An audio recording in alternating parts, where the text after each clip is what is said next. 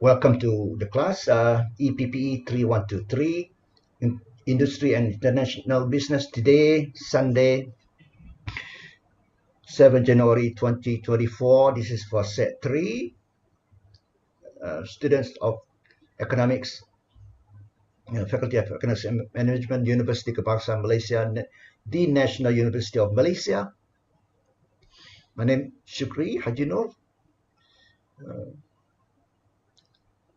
So we're going to look at here Metcalfe's law to explain the network effects. For subject, the topic today, network effects, which is under the network economics. Network effects has to do with the growth with the positive feedbacks, or on the other hand, the negative growth, which are exponential, not a linear kind of thing. It is exponential with an S curve. So what makes it exponential is the power n to the power of 2. N here refers to nodes. Nodes, when we say nodes, can represent agents or buyers or users or workers or players or anything that n. So Metcalfe's law is the exponential growth proportional to n to the power of 2. We take an example of telecommunication, telephone lines or telephone communication. We assume cities of equal population size of 100 people in each city, and we want to know how many possible telephone links across the city to another city. So suppose there are two cities, A 100 people, B 100 people, and then the link, here the link, possible link. How many possible links? Person 1 in city A will call person 1 in city B, and person 1 and so on. Person 1 in city A will call second person in city B, will call third person, fourth person, fifth person, all the way until 100. The 100th person in city B, and repeat again.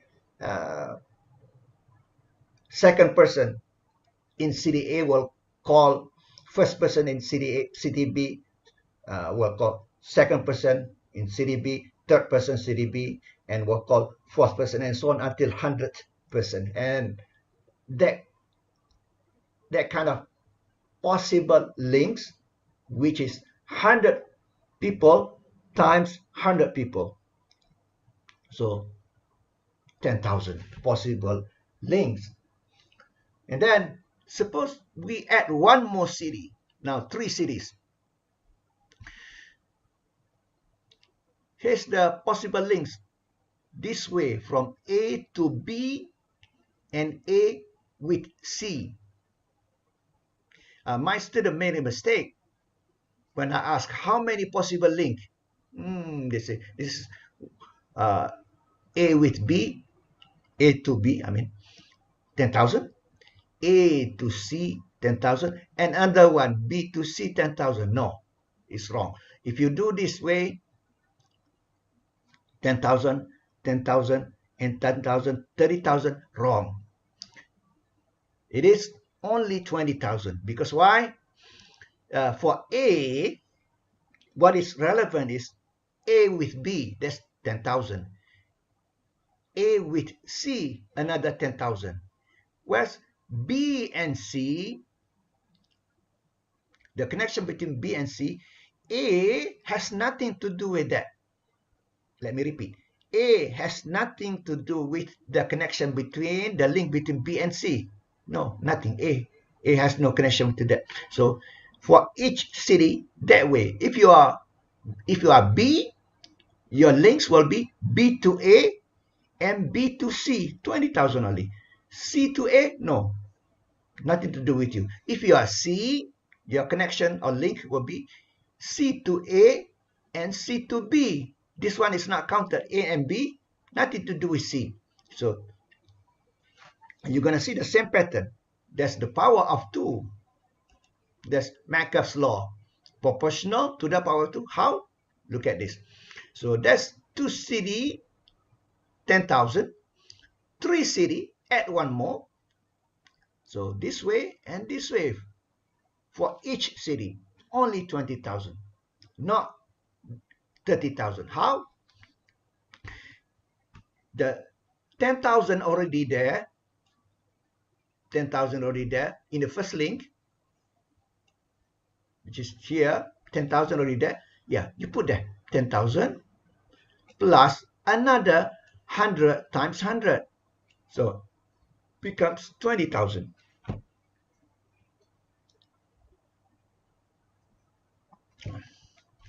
We can write that formula, which is 10,000 plus n to the power of 2.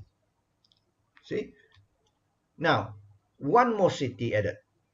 4 cities. So this link A to B, A to D to C, and A to D. Don't make a mistake. B to D, A has nothing to do with it. C to D, A has nothing to do with that. B to C, A has nothing to do with that. So it's only one direction, second direction, third direction. That's for A. Similarly, you can do the same for B. B to A, B to C, B to D. Only there are 3 directions, which is 10,000, 10,000, 10,000, 30,000.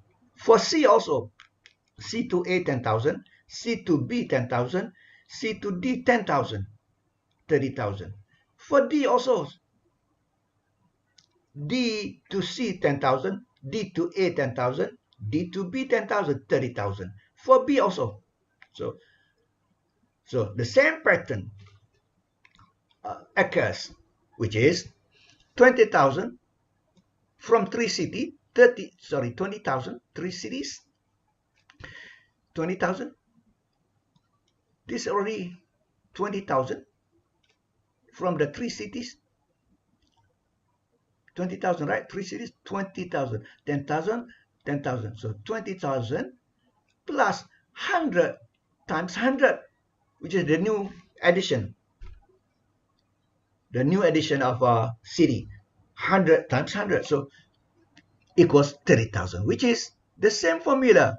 20 plus n to the power of 2. That's third city. Then we can move on and on and on.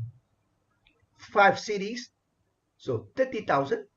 This brings this 30,000 plus 100 times 100, which is 40,000, which the formula is 30,000 plus n power of 2. 6 cities, 4,000, 40,000. Bring this 40,000 already exists, already existed, already exists, plus 100 times 100. So 50,000, which is 40,000 plus n to the square of 2, n to the power of 2, n square. Same.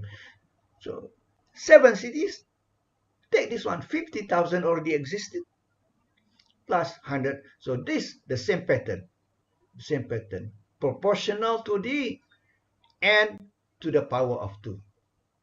That Metcalfe's law, because of that power of 2, anything with the power of more than 1, that's going to be exponential. The line will be not a straight line. If n to the power of 1, straight line.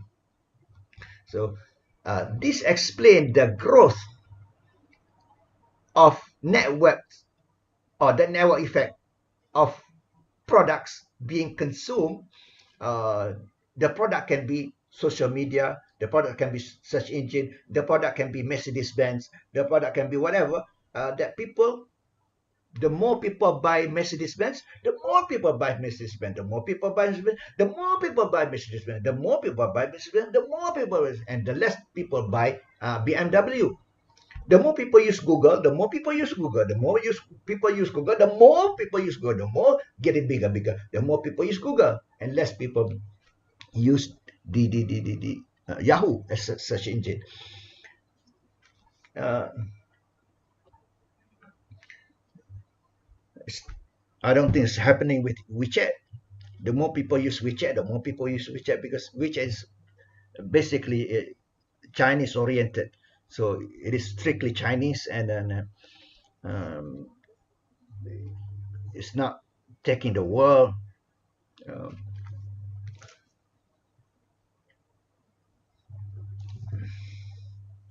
But TikTok is taking the world. The more people, because a specialty about TikTok is the short video. People don't want to watch long videos. The more people go to TikTok, the more people go to TikTok. And so Metcalfe's law explains, is behind the network effects.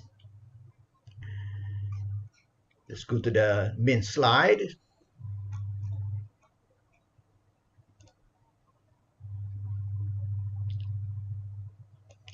By the way, it's live now on my YouTube, and you search my YouTube and you subscribe, please.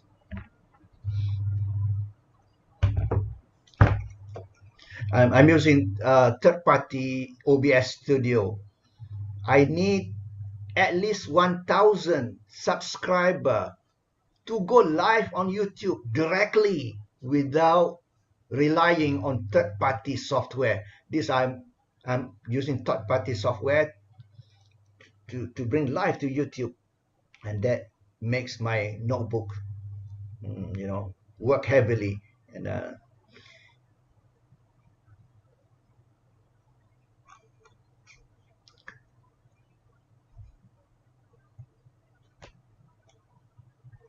this Metcalfe's law. So network effects. Network externalities create network effects.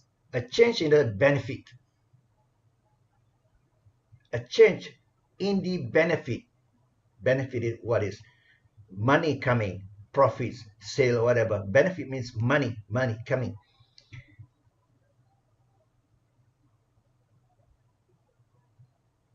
An agent derives from a good, and can be satisfaction as well. Can be the value that you put into a product, meaning that how you value the product. When you buy something, you attach to it a certain value. You will not spend your money. What's the definition of value? How do you understand value? Okay, like this. You will not spend any money on a product if you don't see any value in that product. So the job of a business firm is to create value. Create value so that consumers will see value in the product that will trigger them to buy. I will buy something if I see value in the product. For the sake of example only, there's two choices. There's bibimbap. There's chicken rice. To me, bibimbap is more value than chicken rice. I'll spend my money on bibimbap. I will not buy the chicken rice. But I'm not saying that I will not. If I have no choice, I will eat anyway. But you will buy something that you see value in that product. So that's another story that trying to define to you the job of firms. The strategies of firms is to create value so that you can sell the product, which is not in our topic, but I'm giving you. So a change in the benefits. The benefits can be profits. If you are a firm, the benefit, in this case, we're talking about the value to you, in this case, particularly in our lecture note now, the value a customer see in the product that you sell. The change in benefit, which is surplus, and agent. Agent is a buyer, consumer. An agent derives from a product when the number of other agents consuming the same type of products changes. When the number changes, more people use that product. Okay, let me go to the last section. The number of other agents consuming, buying that product changes. If more people are buying this product, I will want to buy this product also, because the value to me having this product will increase. The classic example in this literature is the fax machine.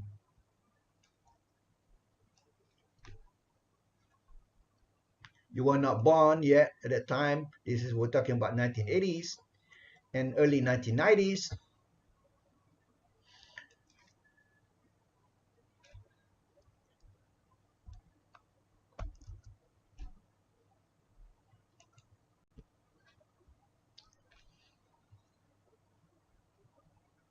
This is fax machine. They still have.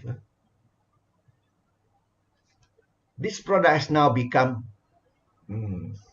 almost obsolete. If there is, but it's obsolete. This is fax machine. This before the internet. Using the telephone line. So you want to send a document, you put your document here, and this machine will scan. Your document will go inside and scan, and it is translated into electronics code or data and sent through the telephone line, and you will receive this. Okay, he puts it here, and he dials. Look at the phone, dials the number, fax number, and the other person will receive. Receive here. That's fax machine. Yeah. That's a classic example. If we're talking about the number, okay?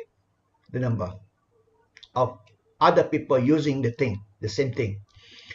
If you are the only person in the world having a fax machine, the value to you is zero. You, the only person in the world having a fax machine, you cannot send a document to anyone. You cannot communicate with anyone. You are the only person in the world having that fax machine. Having one person, another person, then now you can send to that person. Having more people having fax machine, you can send more possibility, more connection. See, the value to you, your fax machine that you have on your desk, the value to you, the fax machine increases with the number of more people having fax machine. That's what you understand. The change in the benefit, the value to you, increase with the increase in the number of other people, other agents having the same product, which is fax machine. Okay, so this is network externalities, different from economies of scale. I think we discussed that earlier. Economies of scale is reduction in the average cost when more output.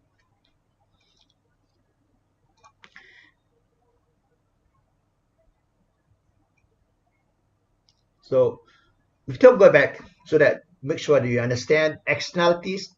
So how network economics is different from conventional economics? Externalities are endogenous. inside the economic forces of supply and demand. What are externalities? Economic activity generate cost,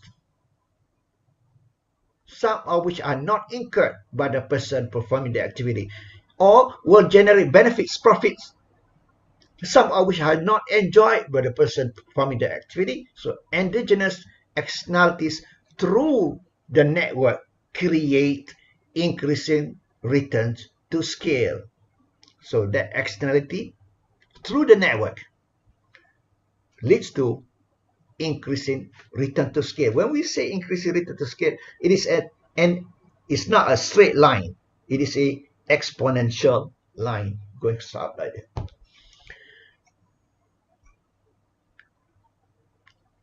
Inputs are increased by half, output will increase by more than half. If inputs are increased by one, outputs will increase by more than one.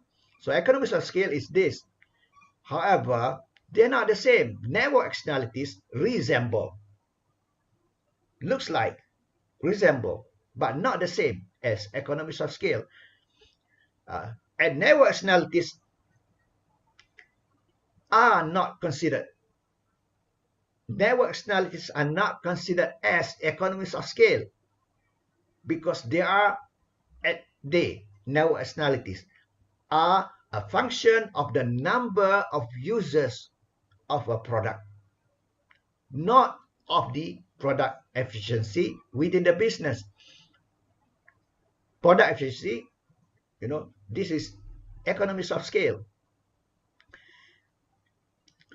Economies of scale reduce the average cost because of more quantity. So economies of scale external to the firm are only considered example of network externalities if they are driven by the demand side.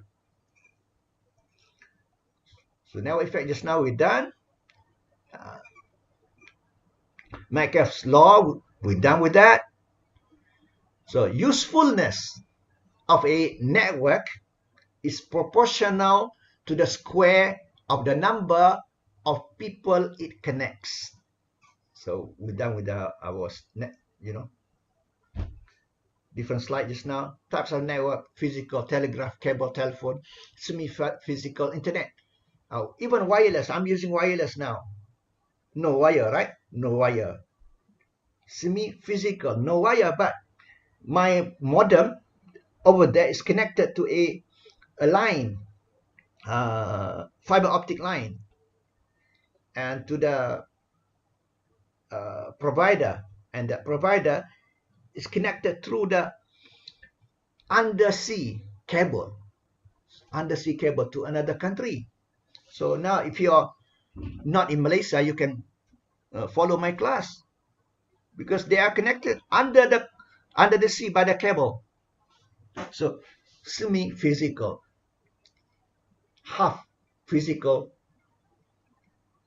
okay, more than half. Ultra-terrestrial, satellite communication, radio, TV waves. I wonder, me sitting here, in fact, all of us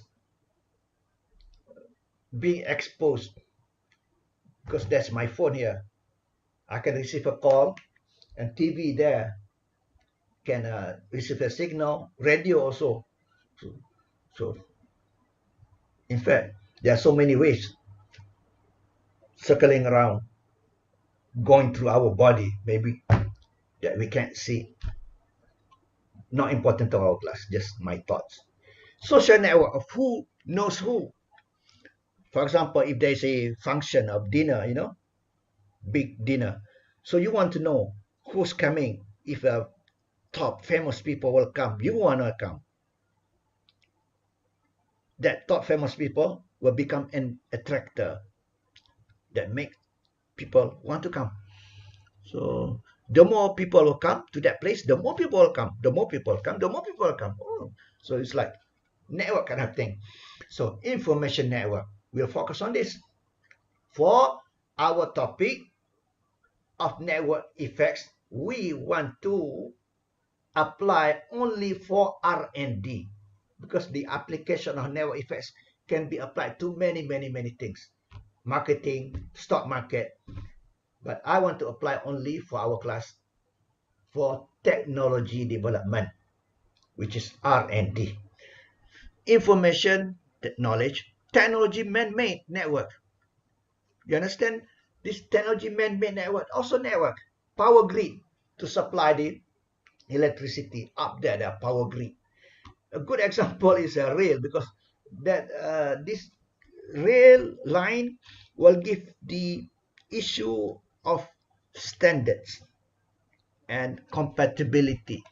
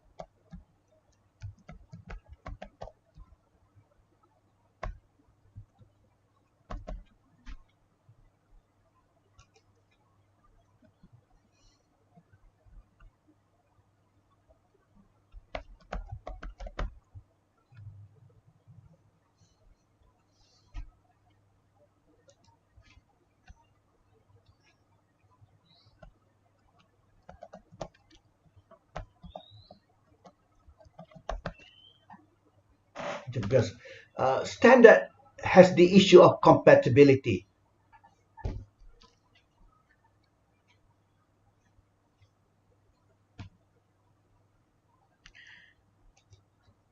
Suppose, for example, for the sake of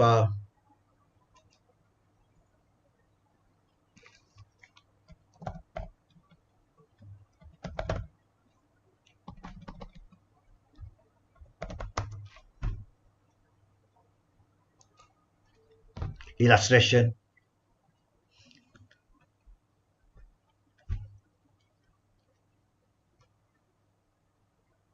which is not true, I'm just making up a story. So slow.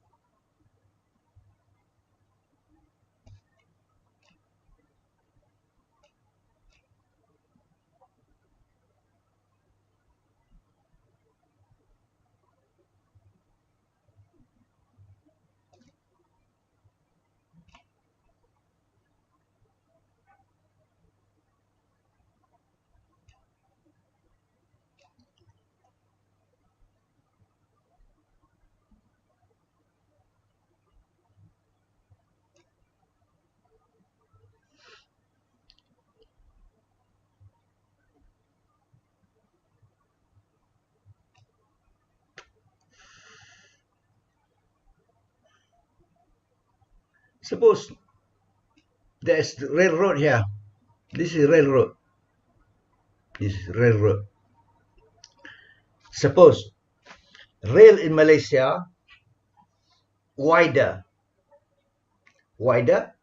Rail in Thailand narrow. They cannot communicate with each other. Train from Malaysia must stop here. This is the rail. Oh, Padang Besar. This is the station, rails. Yeah. Suppose, which is not true, okay? I'm just making a story to teach you. The rail width in Malaysia is wide. Rail width in Thailand is narrow. Train from Malaysia cannot go. Only can go up to this location. Cannot go inside Thailand because cannot communicate the width of the rail is not compatible. So an issue of compatibility. That's why standards, companies with new technology coming up, and our video assignment, it is about the tech war. So some other countries are now working on a new standard, new technology platforms to manufacture microchips. And also, companies were already working on a new type of computers, quantum computers. So whichever company that first became successful and with some of the early first mover advantage,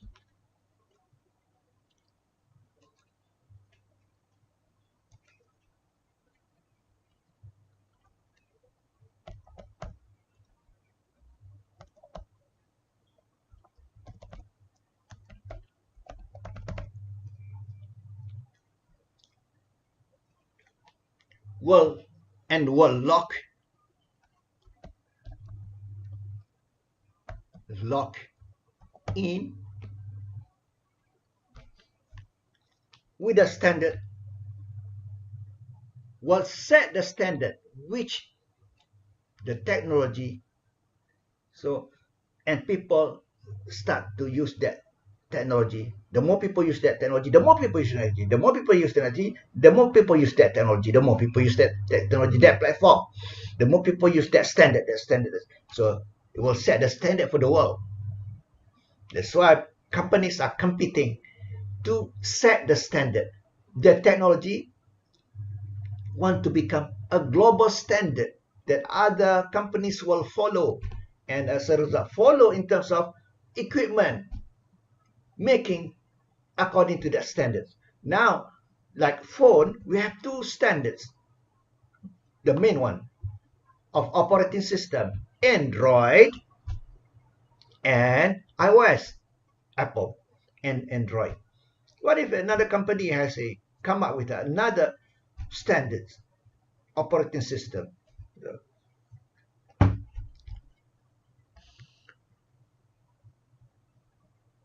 So like just now,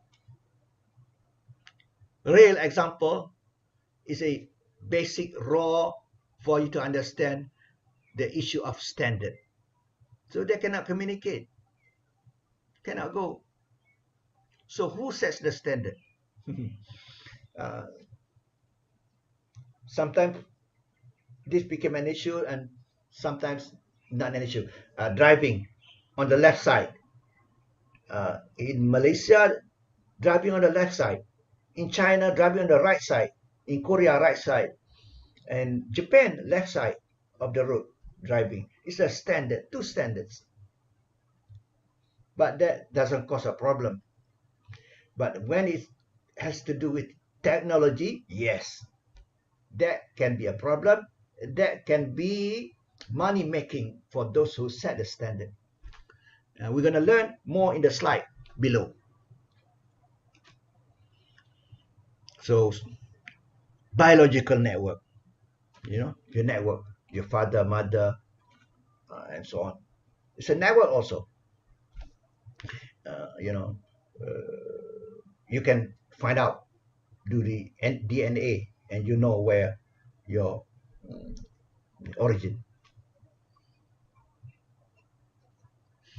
And types of network externalities: direct, telegraphs, telephones, fax machine. Value of a good that you get is entirely from the ability to link many people having the same good.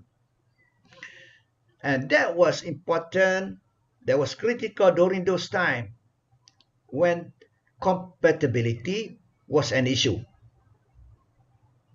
And this happened when mobile phone began. At the early period of mobile phone, those who are having for example, the number 01001 or 010 cannot receive a call or make a call to people having the number 017, for example, 07 from another company. So it was issue of incompatibility, not compatible. So that was resolved, and now today no problem. In the past, before Bill Gates came out with Windows and Microsoft.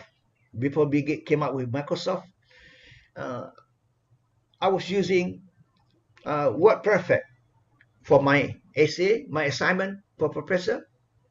For the essay part, I use WordPerfect, the software, WordPerfect, and can only do the writing only. For the tables, the numbers, like calculation, similar to Excel, I have to use another software from different company. It was Lotus 123, the name. So for my assignment, when I print to my professor, there are two separate files and two separate papers, all the essay and the diagram and the table, the numbers are on different page, meaning that not like today. You have the essay, you have the words, the writing, and then in between you can put a table in between the text, all in one file today. Previously, no, separate files. So I have to send two files to my professor. That was 1985, 86, 1987, still 1988. Microsoft Windows by Bill Gates became widespread in 1987. So I began to use that, and all in one file. So what Bill Gates did was uh, a software that integrates everything, and the offering, what we call, is bundling strategy. Bundling.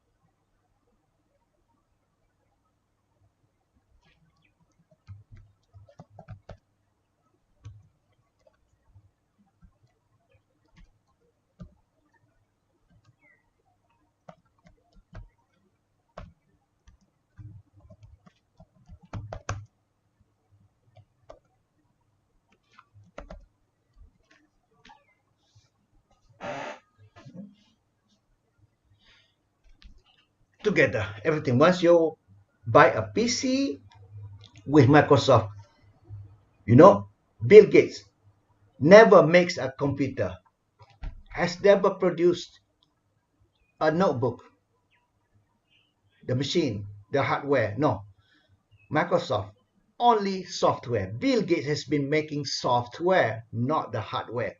So when you buy a PC, the brand can be any brand, Compaq, Hewlett Packard, but it is installed with Microsoft.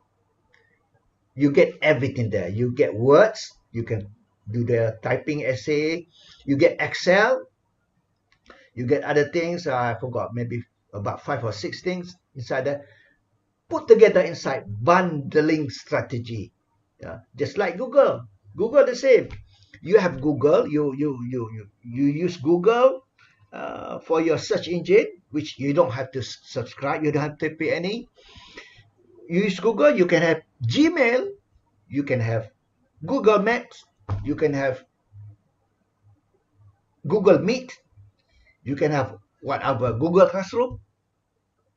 So bundling, that's a strategy. Put together everything so that people will stick to your company.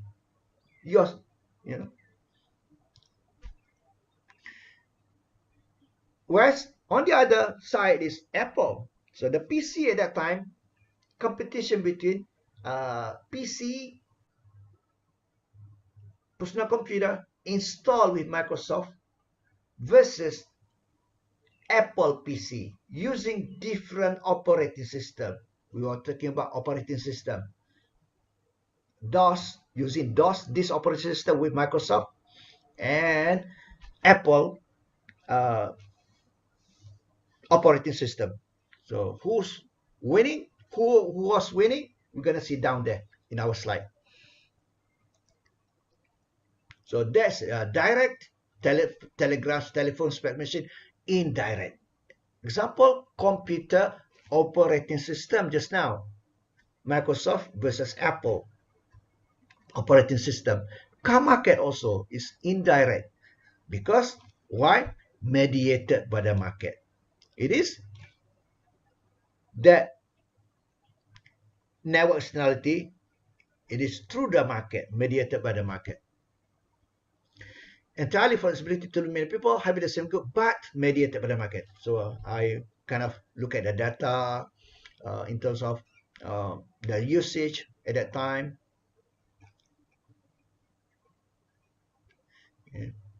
Example, Microsoft Windows domination versus open source. What is open source? What's Microsoft Windows domination? Almost all over the world. Every PC is with Microsoft. Unless you buy an Apple computer, but Apple computer is expensive. So, however, when you talk about this window with Microsoft, it is a propriety.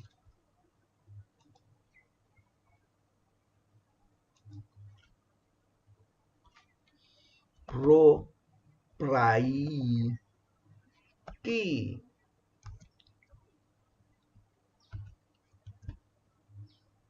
must pay. Propriety or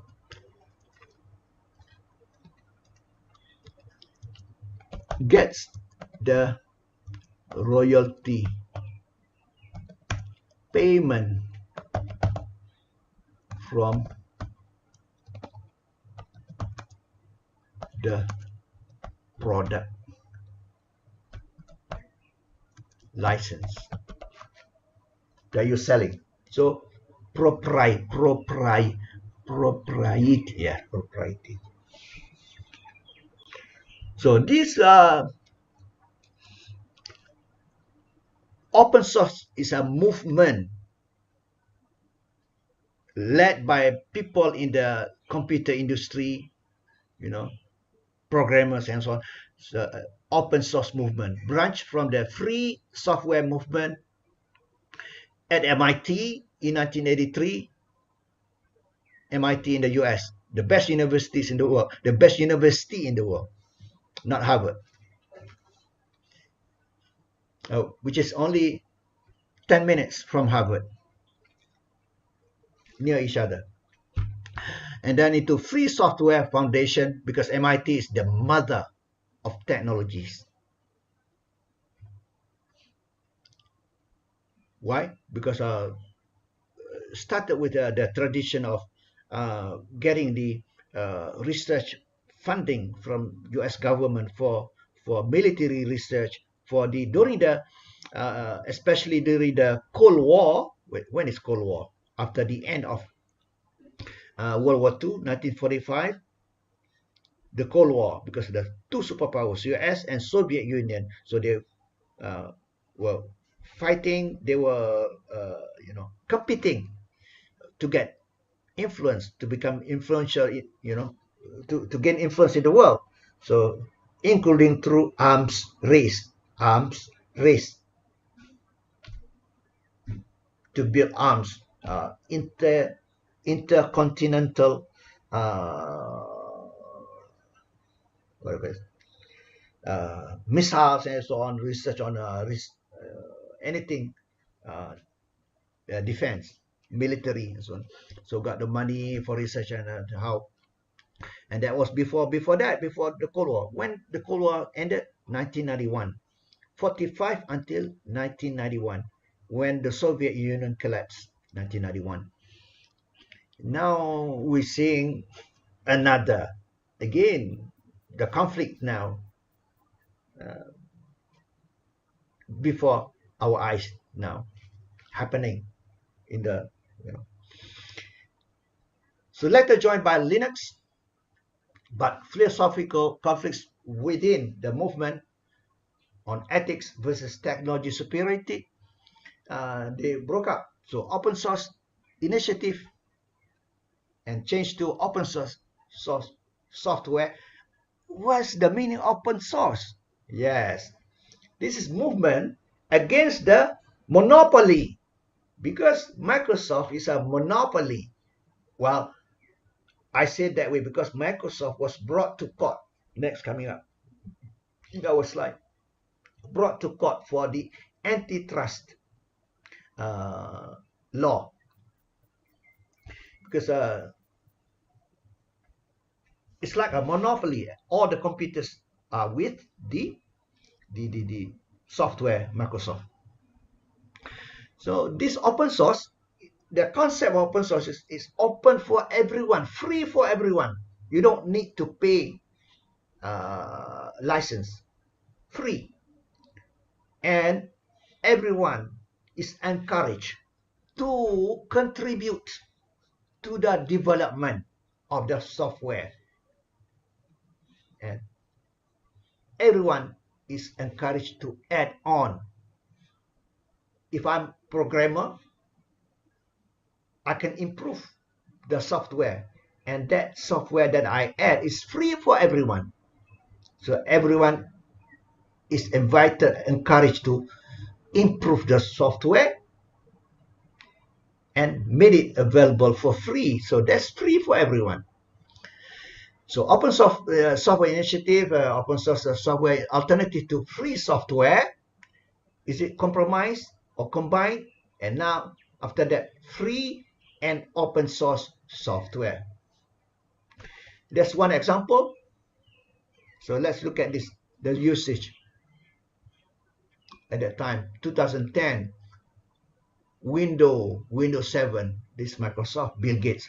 Windows Vista, Microsoft also. Bill Gates also. This is all Bill Gates, Microsoft. XP. Linux is only this much. Mac, which is Apple, only this much usage in the world. iPhone, other. So this is 2010. So clearly domination by Microsoft in terms of the operating system. That's 2010. You know what? iPhone already there. 2007 is 2010. 2007 iPhone came up. And we're going to study later in this slide. Because of network effects. Apple as a company, I consider as a company that was dead. Go to the grave. Went to the grave. Because of competition between Microsoft, PCs with Microsoft. You understand? PCs with Microsoft. The brand doesn't matter. The brand, the machine is the hardware. The machine, the hardware, okay? Can be Dell, can be Hewlett Packard, can be Compaq. The machine, the hardware. But the software, all are Microsoft. Versus the other one, going alone, which is Apple computer. So Apple lost because expensive. So because of that effect, the more people buy PC with installed with Microsoft, the more people buy PC. The more people buy PC with Microsoft. The more people buy Microsoft, and the less number positive feedback for PCs with Microsoft. Negative feedback, the less people buy PCs. The less people buy Apple PC. So Apple basically,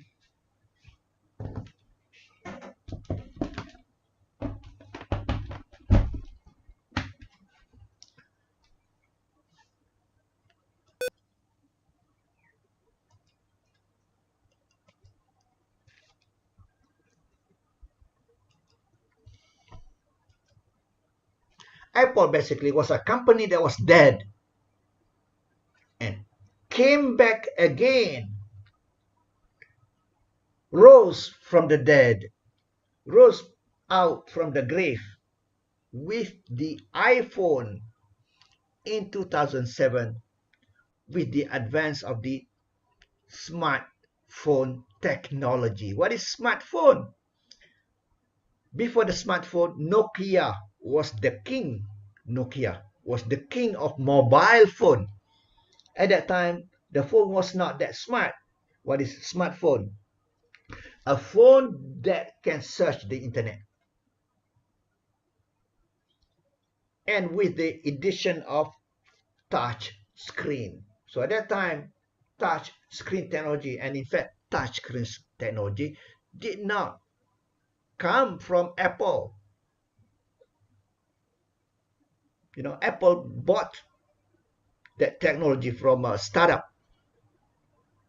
and put it into the iPhone, and plus the ability to search the internet. That what makes the iPhone as the first phone that really, in fact, the smartphone, iPhone wasn't the first. Another phone company, however, because of network effect, that phone company was not that visible. So, but this Apple iPhone, through the network effect, became successful. So, Apple, a company that was dead in the PC business and dead.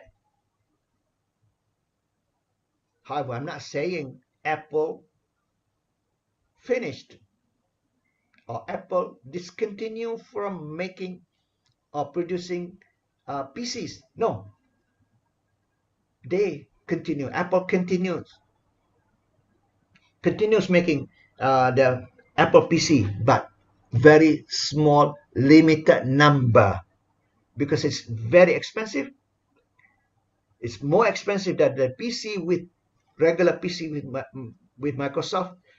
Apple computers are more expensive. Only serious, because technology was superior.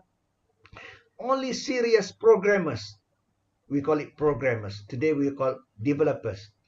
Only serious programmers, computer programmers would be buying Apple computer. So Apple continued with the production, but small, limited number. In a way, I call it Apple a dead company. Suddenly, with the iPhone,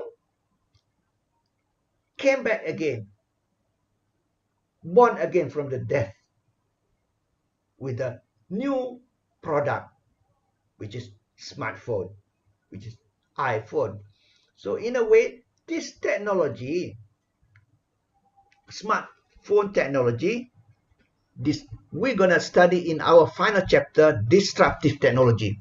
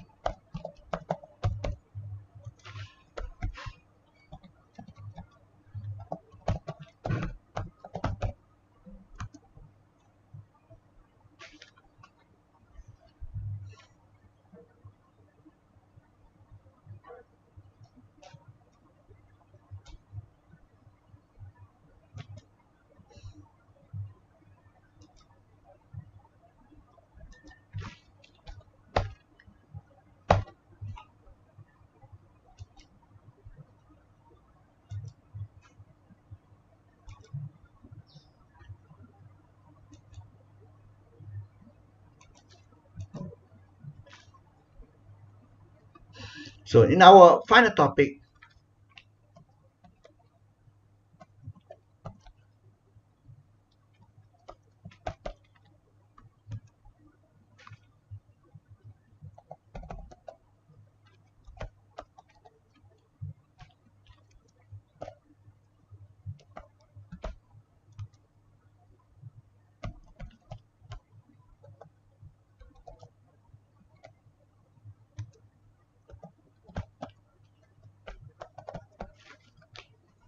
yeah, Nokia was the king during the analog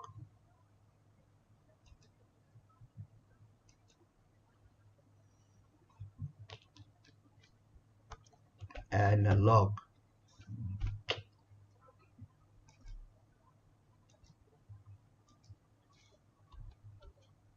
analog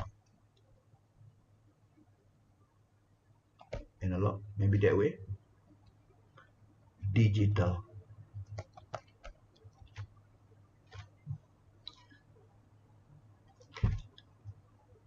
Nokia was the king. Well, during the, well, I shouldn't say analog because they were using Symbian. I don't want to get into that. This is more appropriate with a Sony. Okay, we wait for this later on. So Nokia was the king. Don't use this one yet. Nokia was the king of mobile phone before the smartphone, and the technology of when the technology changes, that technology we call it disruptive technology. It will disrupt the companies using the old technology platform. At that time, Nokia was using Symbian. I just typed the name of the technology was Symbian. Sim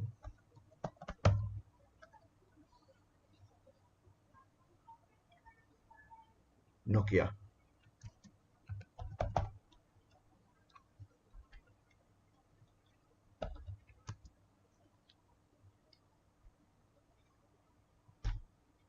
This is old technology, and when there is a possibility of internet and touchscreen technology, and the phone becomes smartphone technology, smartphone with smartphone technology, that technology become a disruptive technology to the company Nokia, and no more Nokia.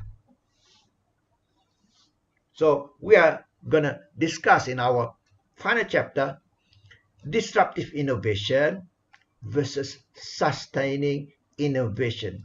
Nokia was trying to sustain being a king in mobile phone with the same technology to sustain, make it longer, makes it to live longer, makes trying to make the company lives longer by improving on features of the product of Nokia phone, but with the same type of technology platform. The technology is the same, but only features. So that's what we call sustaining innovation, trying to sustain, to make alive, so that the company, the product will not die, but you cannot compete with the new technology that is disruptive technology. Product will become obsolete. Obsolete.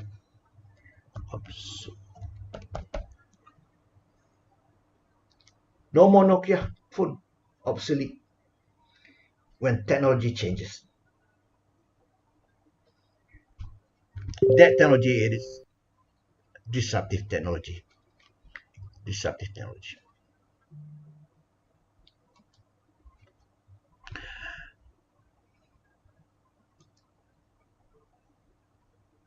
And 2010, yeah.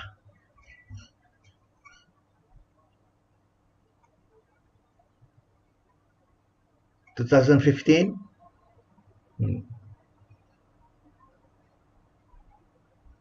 Windows, domination of Windows. Through the network effect, all the way Windows, Microsoft.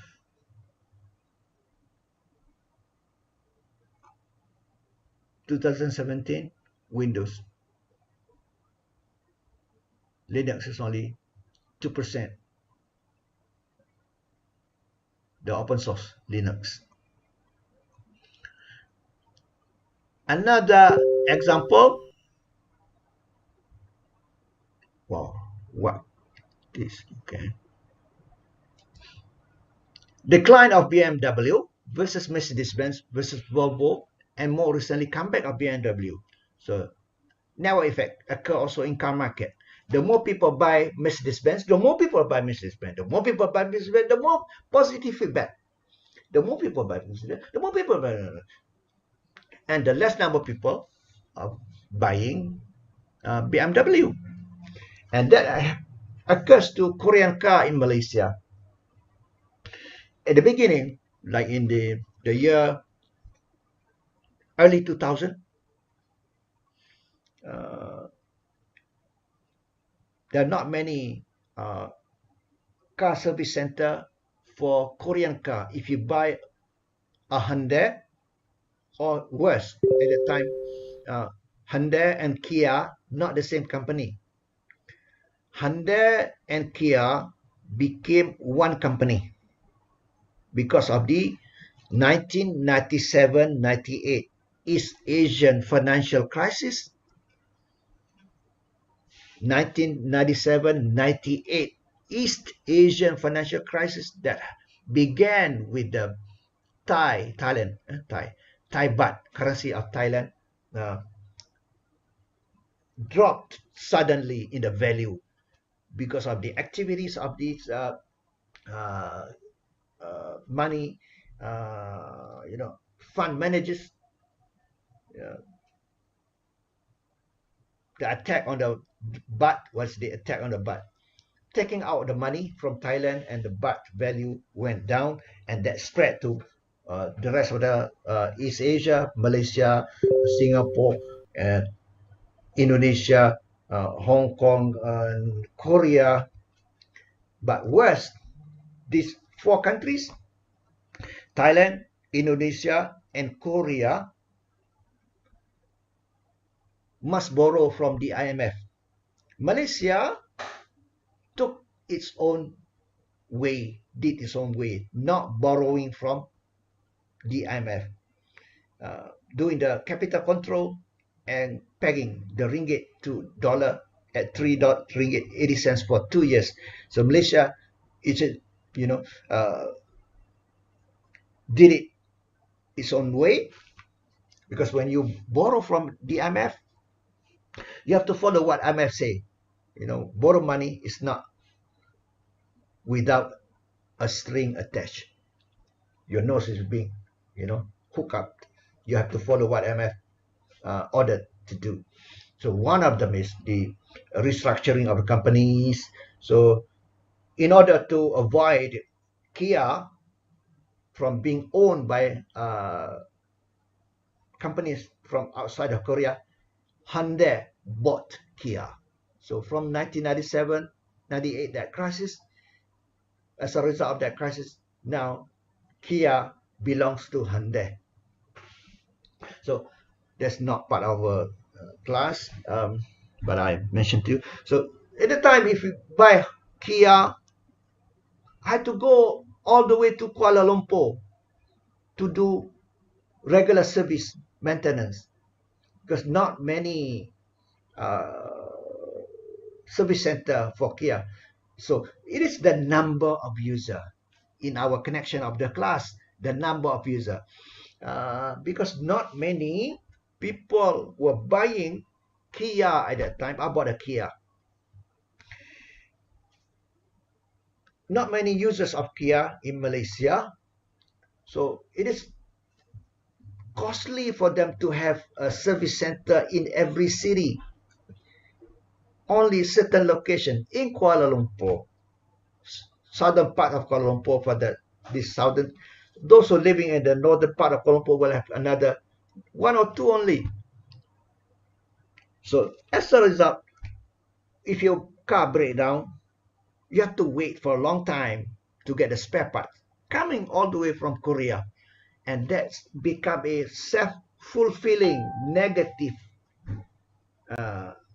feedback for Kia, to the extent that Kia, Hyundai as well, Korean car, I'm not talking about the top one, the regular one, suffers until today, is suffering from that image, suffering from that in such a way that the resale value of Korean cars are low. So people who buy Korean cars are people who are going to know that when they want to sell the car, they will not get much money. Example, if I buy a car, Kia, 50,000, which is not true. Make it 100,000. Okay, Kia, 100,000. After using for 2 years, I want to sell Kia, I can sell only 30,000. I lost 70,000. If I buy non-Kia, non-Korean car, 100,000, after 2 years, I can still sell 80,000, not 30,000. So resale value of Korean cars are low because of suffering from that image of not having many service centers, and that not many service centers having to do with the number of users. So nowadays, no more that issue. There are so many people are using Kia or Hyundai, but one thing for sure remains: resale value for Korean cars are low. So people buy Protons, people buy Honda, people buy Toyota, because resale value for Toyotas and Hondas are higher than Korean cars. And even though now today there are more and more and more, many service centers of Korean cars. What is service center? You know, you have every 6 months you have to change the oil. Many service centers, but still suffering from that old problem of resale value that continues until today. Unless you buy Kia Iconic, that's very expensive electric car, and that resale value is high.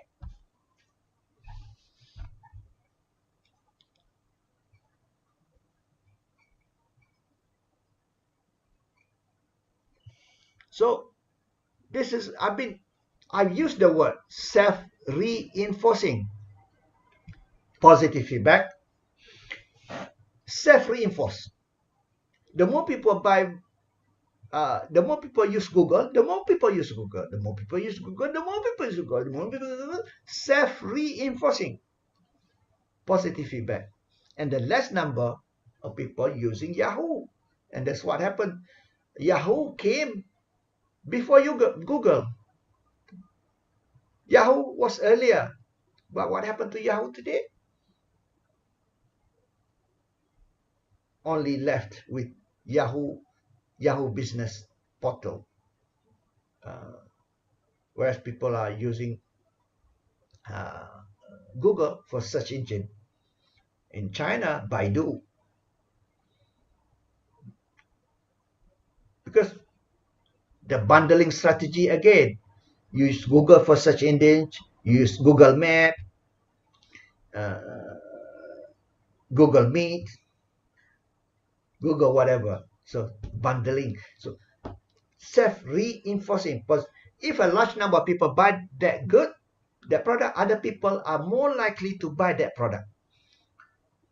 If not many people buy that product, other people also will not buy that product. That kind of self-reinforcing or positive feedback feedback or negative feedback. Both are self-reinforcing.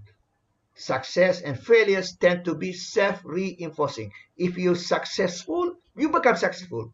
If you fail, you become fail again. Success breeds success, failures breeds failures. Then critical mass. With network effects, there's an element of critical mass. The minimum number needed for the product to take off. Example, fax machine. Long time ago, 1843. 1925, American Telephone and Telegraph Company, AT&T, introduced wire. Due to inertia, inertia in physics.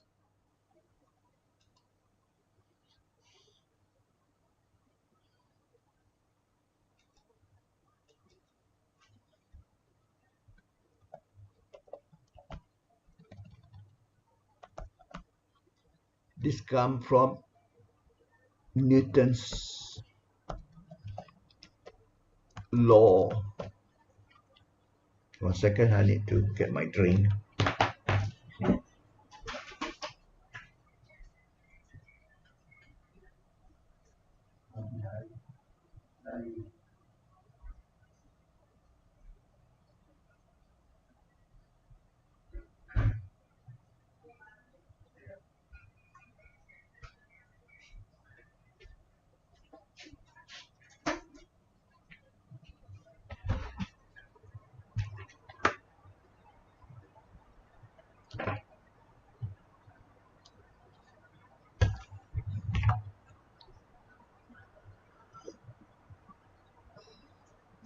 Okay.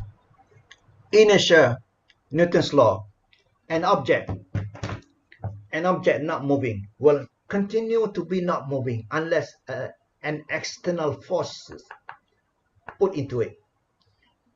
Or an object which is moving will continuously be moving unless an external force put to it.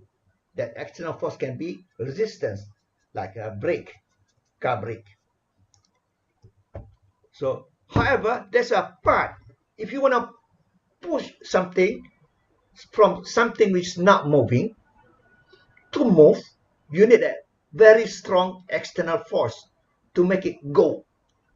And to make it go is the inertia.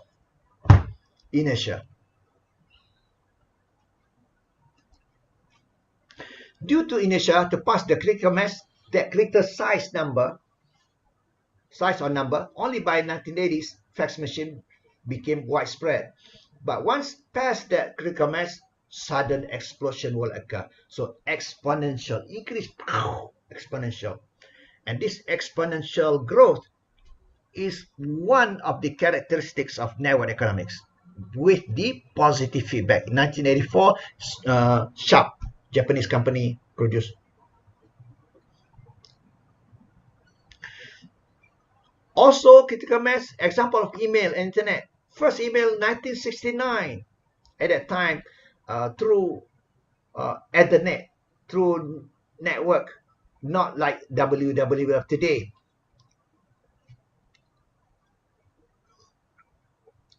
In 1970s, 80s, only professors in the US used email, and also engineers in the government departments of critical departments in the US. Early 1990s, handful of people online. By 1996, it is the widespread era of .com, .com, with the www, World Wide Web.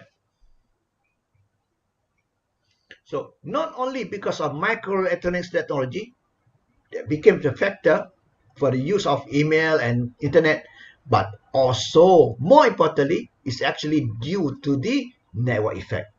The more people use email, the more people use email, the more people use email, the more people use email.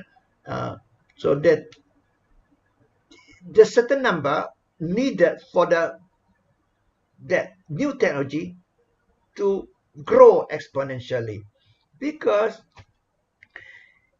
technology product or services got to do with, or it has the characteristic of this high fixed cost. High fixed cost at the beginning. But once that it started, the marginal cost will be low and low and low and lower. High fixed cost the beginning, but lower cost, the marginal cost later on. That's technology.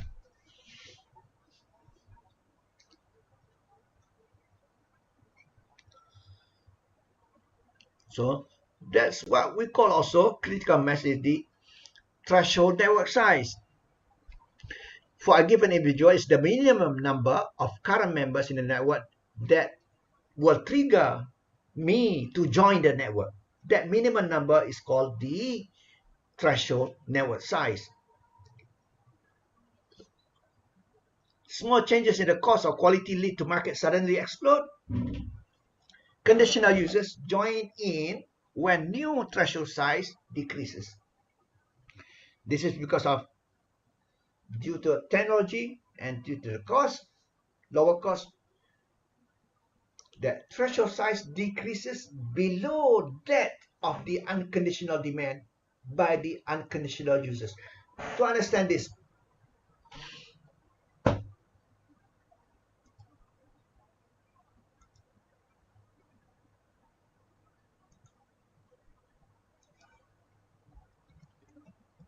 conditional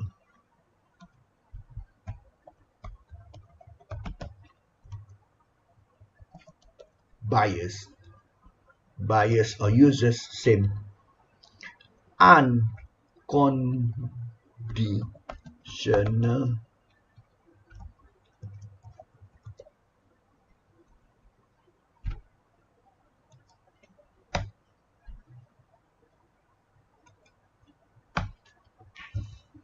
I became an unconditional buyer when Samsung introduced Samsung Galaxy S23 Ultra.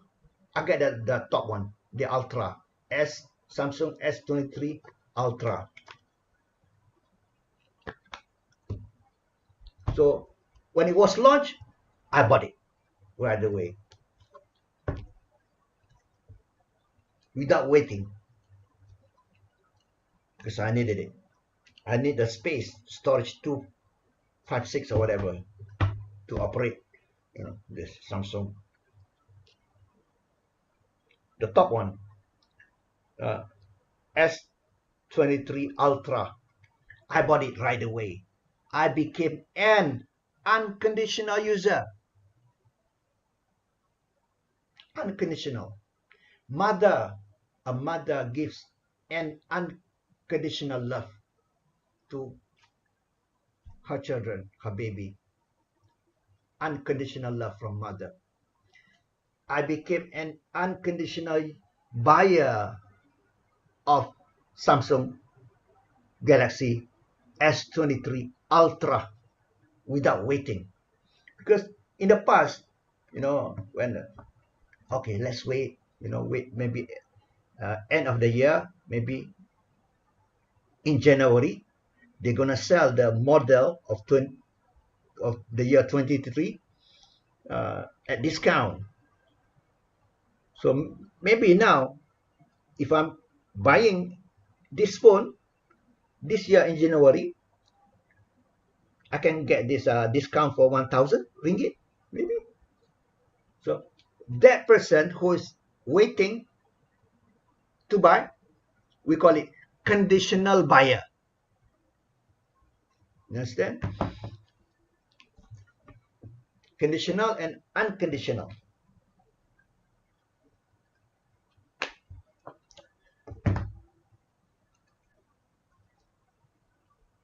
So small change in the cost. Maybe cost is getting lower, or the quality is getting better, lead to the market suddenly explode. That's the nature of network effects. How conditional users join in this case, buying the product when the new threshold size decreases. New threshold size, the number of people buying using that product, that number decreases. The threshold size, the critical mass. What is a critical mass? Yeah, another example to understand critical mass. Even though it's not the same. Airplane. For an plane to go take off, the airplane will start the engine and will be running very fast on the tarmac. Very fast, and that can take off. If the airplane runs very slowly, it's not enough energy, the power to push to go against the inertia. So need the speed and take off. And similarly, the inertia. Conditional users will join in when new threshold size, the critical size, decreases the number because of technology and because of the cost. And together, both technology is cheaper, better, and technology produces, and the cost can be lower, decreases below, lower than that previously used by the unconditional demands by the unconditional users like me.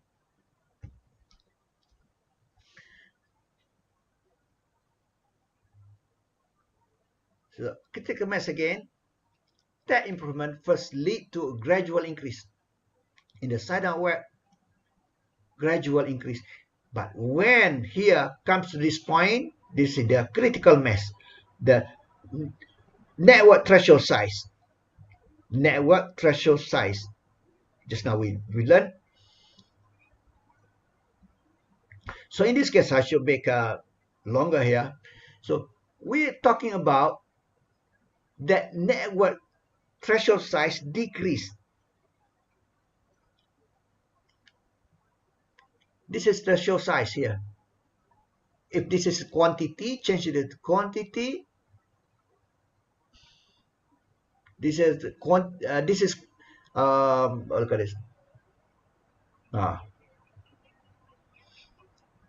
This time, okay, put it quantity demanded, and this is revenue, money, profits. So this is the critical size. I change quantity here. So that threshold size, this is here. So reduce because of technology and cost lower, reduce to this here. So explode much earlier.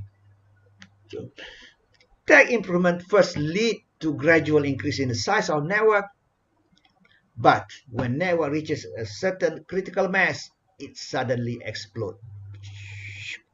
So notice also this is an S curve. So companies want to make money here during the growth period. Explosion. Not after that. After that, the product will become standardized. What is standardized?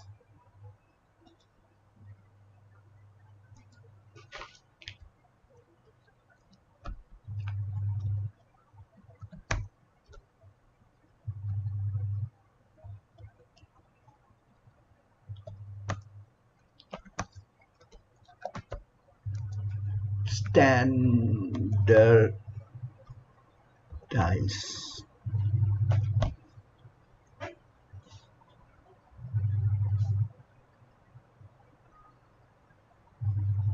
Everyone knows.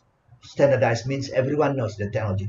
To make radio, everyone knows how to make radio. To make a TV, everyone knows how to make a TV. Only that they don't have the capital to produce,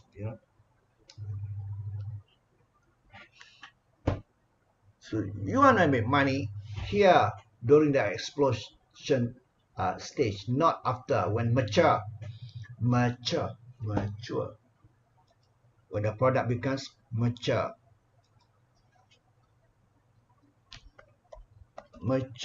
and decline during the growth. Tipping. There is a tipping. This is not tips that you go to restaurant. When you pay money to restaurant, you give tips to the waiter. No, not that many. Tipping, imagine a pen. You write with a pen. At the end of it is a tip of a pen. That tip. Okay.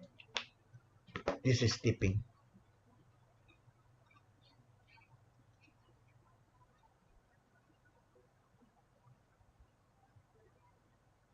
Yes.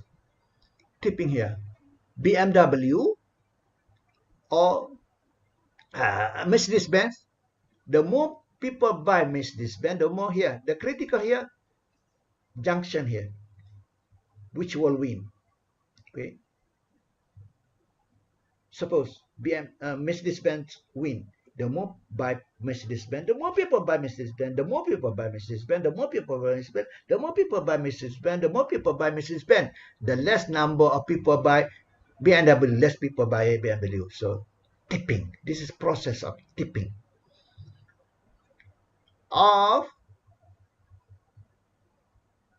what is tipping?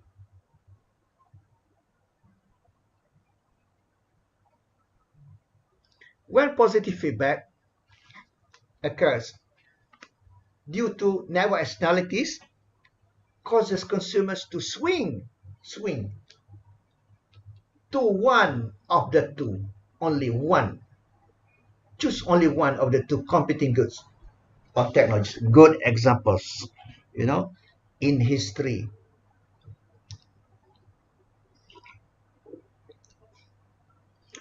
VHS versus Betamax. You were not born yet at the time, so I'm going to have to show what is VCR player.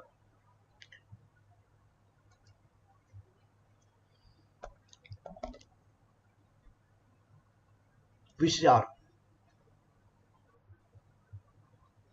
This is not needed anymore. The product become obsolete, no more, because of the digital technology. YouTube, you don't need this image.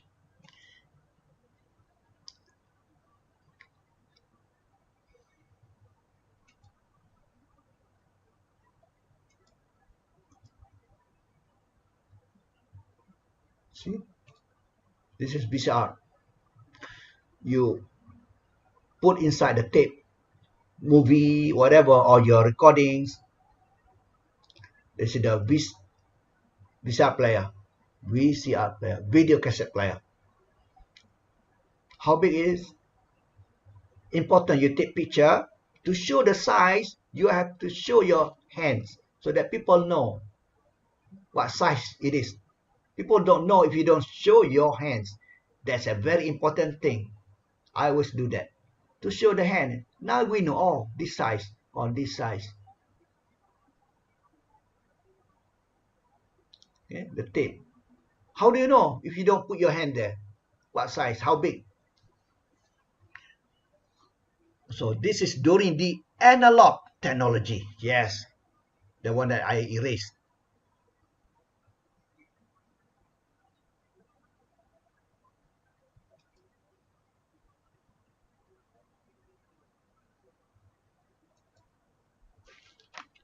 Analog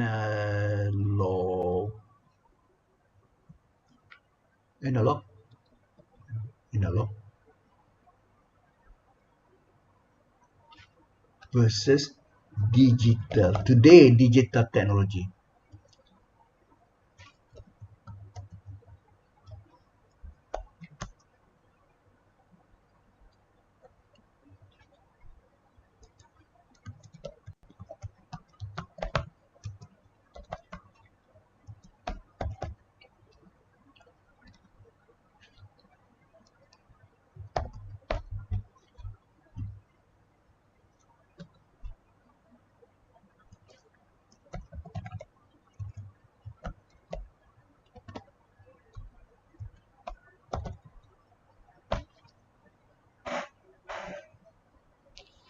Okay. Sony was the king of TV, number one in the world in terms of who export television.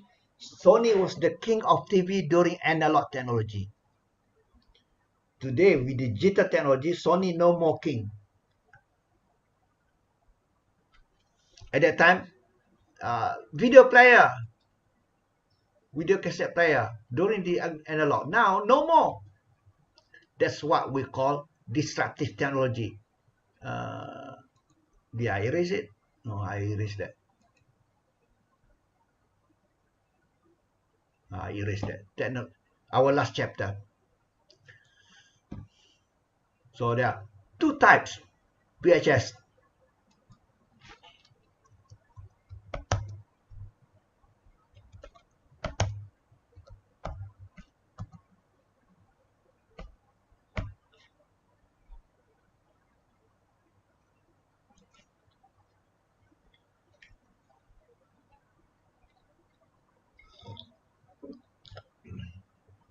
Betamax. Just by Sony only. Sony go all along by itself. Betamax versus VHS. Different technology. That's what we call standard. I erased that one. Technology standards. I erased it.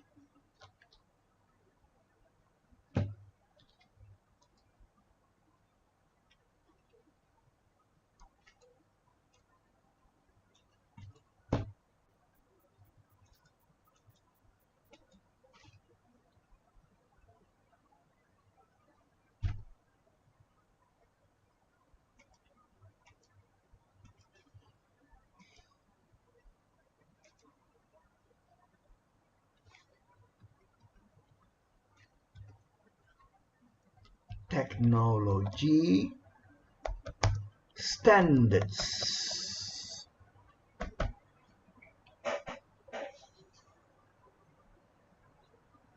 There are two technology standards.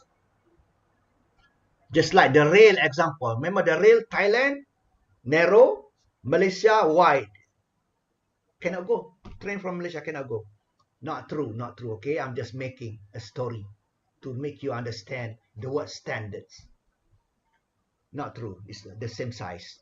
So you can actually take the train from Singapore all the way to Bangkok and all the way to northern Thailand. So now trying to connect all the way to China, if there is.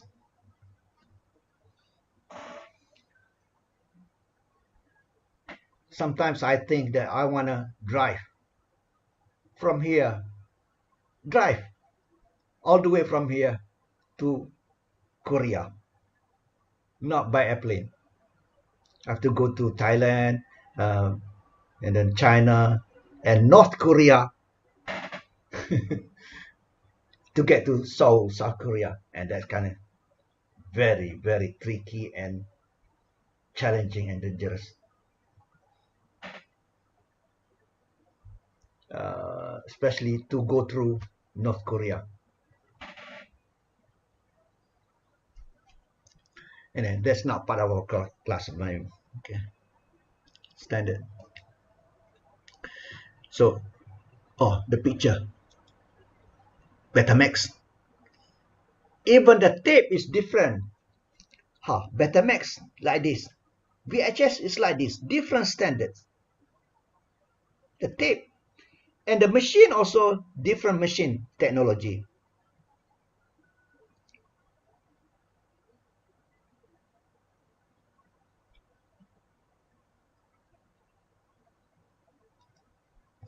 So, good example of tipping network effect, VHS, backed by many companies, versus Betamax, Sony only. This Betamax is by Sony only. Whereas the VHS, it doesn't matter. The machine can be made by Philips, by Sanyo, by other companies.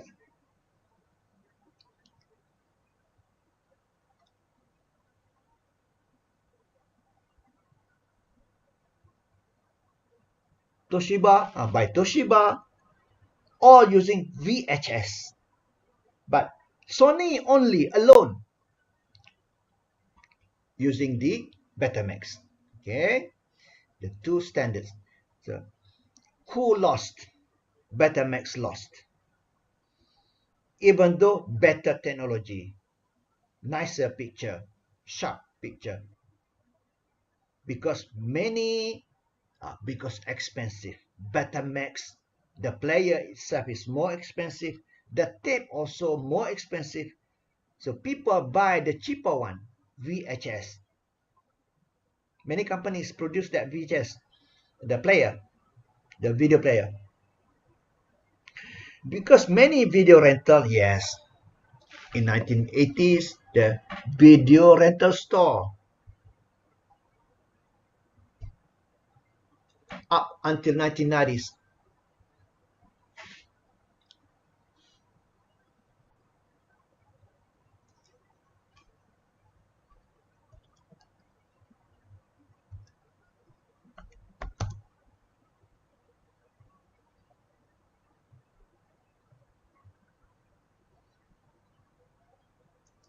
'80s also.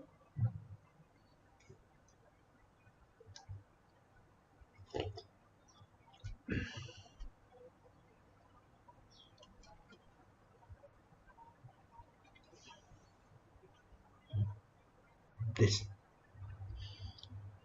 video rental store, you go to the store, you borrow for 1 week. This video rental store, they sell chain, like McDonald's chain, everywhere. I mean,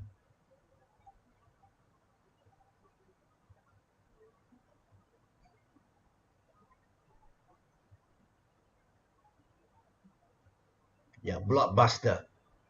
The name Blockbuster Video is a chain, CHAIN, chain,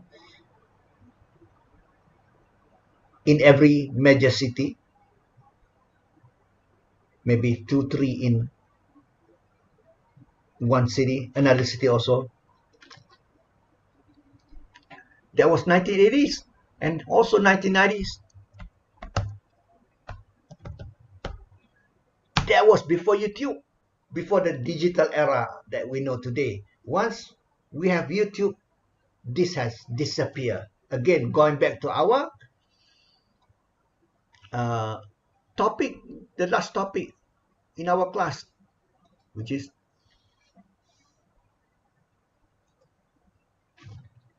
this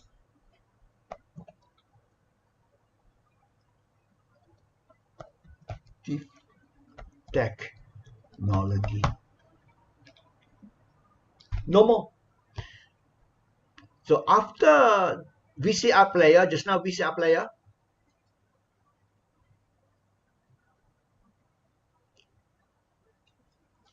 then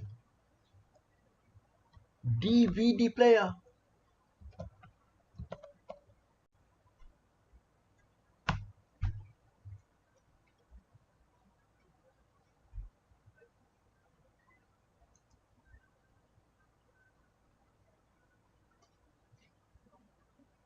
This no more tape, like a CD, DVD player.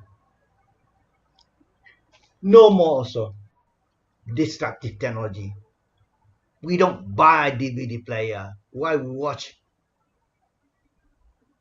Why we can watch it on YouTube? Or today we have Netflix. But still, YouTube has not gone down. In the news the other day, I think I showed in the class, YouTube.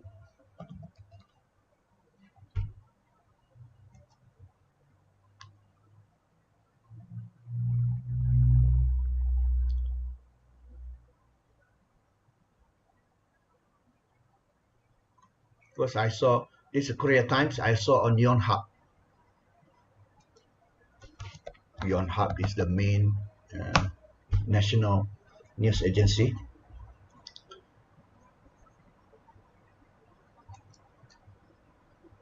Other newspaper will pick up from Yonhap.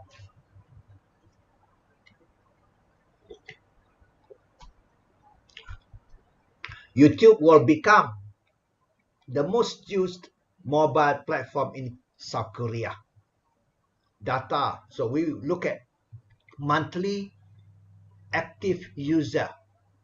When we want to study, we look at monthly active user. Active user in a month. YouTube is just behind, very little difference. Only 336 people less than the Kakao's platform. Kakao is a Korean company. So, because why? In the apps, there is a YouTube music app. Who? People in the 30s, 30 years old. These are the people who are listen to music. So, TikTok has the strength of short video. But bear in mind, I'm not a subscriber to TikTok because I don't want to contribute to TikTok. I heard, you can confirm that to me, TikTok, the company from China, that what you see TikTok in China is different from people in America see TikTok. In America, all those in China, TikTok is used for education, how to do mathematics, how to do science, how to study about everything, all the good things on TikTok in China, but because controlled by the government. But TikTok released to the rest of the world outside of China, especially to the US, it's the TikTok that, the women shaking their butt, the sexy things. So I don't want to contribute to TikTok. Until today, I don't have a TikTok account.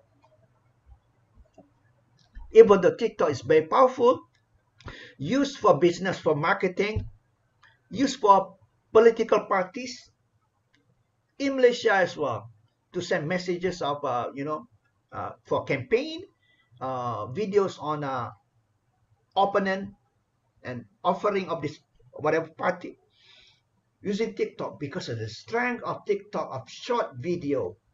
People have no time to look at long videos.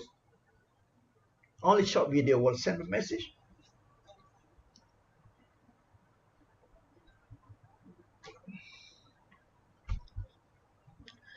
So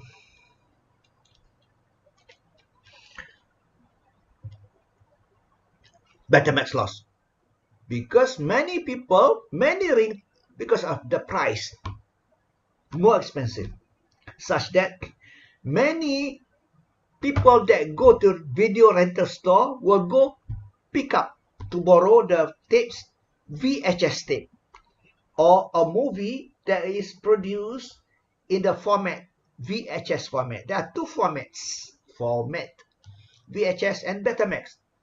Very few people go borrow movies made in the Betamax format. Most of them in VHS. That's why many video rental store offer VHS because many people use VHS. So the companies only produce VHS tapes. It's a cycle of positive back. The more people buy or consume product VHS format, the more people get it. And Betamax, the less and less for Betamax. So it's a cycle, positive feedback. So network effects. More recently, HD versus Blu-ray. So this, when I was writing this about 10 years ago or 15 years ago, I'm talking about DVD player. DVD, there was two competing standards or technology or operating system as well. HD or HD or Blu-ray. Blu-ray.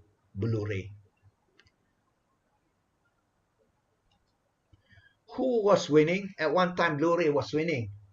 But when you see HD, the name HD sticks until today. The picture is HD, but the machine itself may be available, but not many people are buying, because why buy unless you have um, some legacy tapes or CDs? Why buy? You can watch YouTube.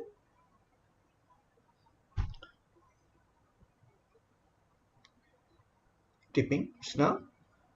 Competition at pace of network. Snell is emphasis on building sales or users network at the expense of short-term profit. Not need to lose money to make money. Examples: Adobe, the software for PDF, was given for free. So that people start using Adobe.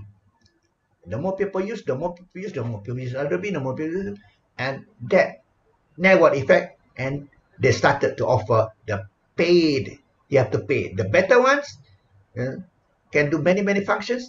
You have to pay. Same with antivirus. When antivirus just launched, giving for free to attract people to use it. And the more people use that antivirus, the more people use that. The more people, and then you want but the free one is limited capability. You want to do many things, you have to pay the version that David pay. Apple's big mistake, the one I mentioned earlier, 1984 Apple Macintosh, window and mouse introduced. Steve Jobs.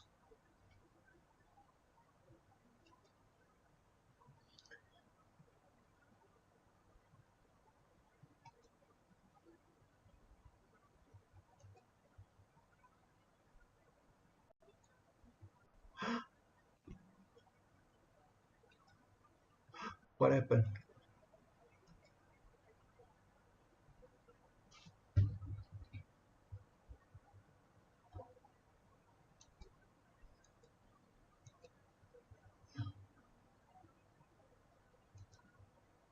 Oh, oof.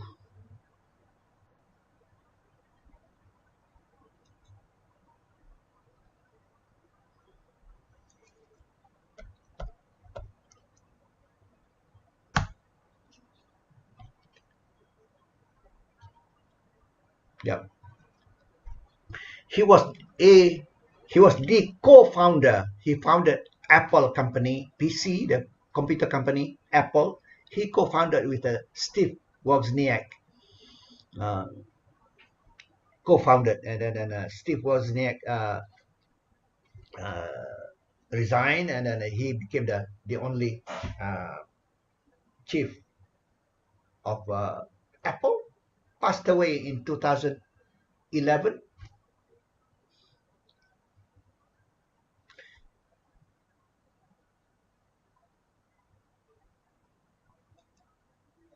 So he knew that Apple's technology was superior, better technology, so he charged higher price compared with the PCs using Microsoft. People will stick to the cheaper ones. So Apple failed to recognize. He said, no problem, my computer is better technology. Uh, he, Steve Jobs, failed to recognize the power of network externalities, the power of network effects. People would stick to the low price DOS operating system, which is Microsoft PC, installed with PC with Microsoft. When Bill Gates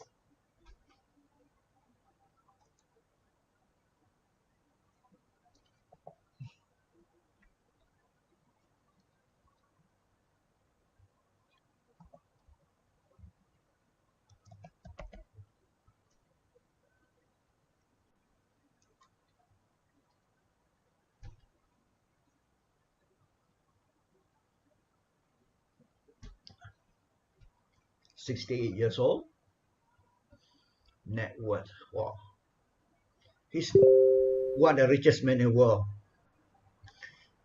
money no problem. He cannot finish to eat from his money. Other people in the rest of the world don't have money to eat.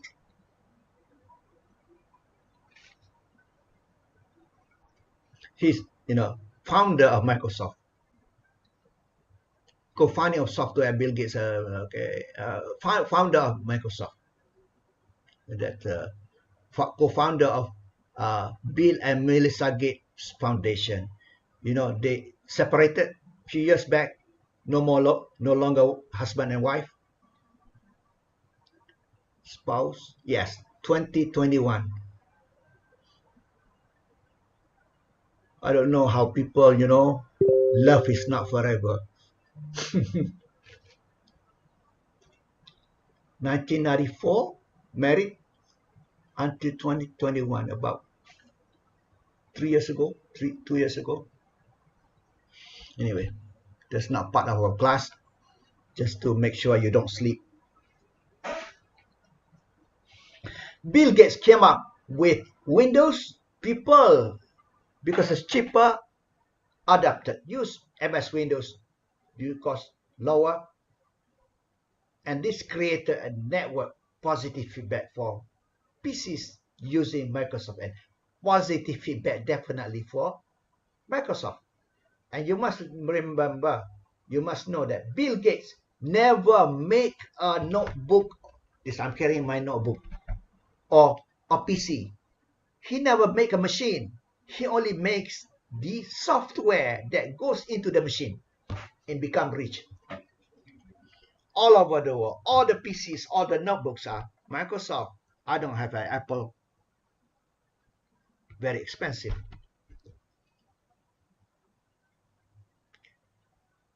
So Apple was a company that was dead because of network effect. People were buying Microsoft PCs with Microsoft.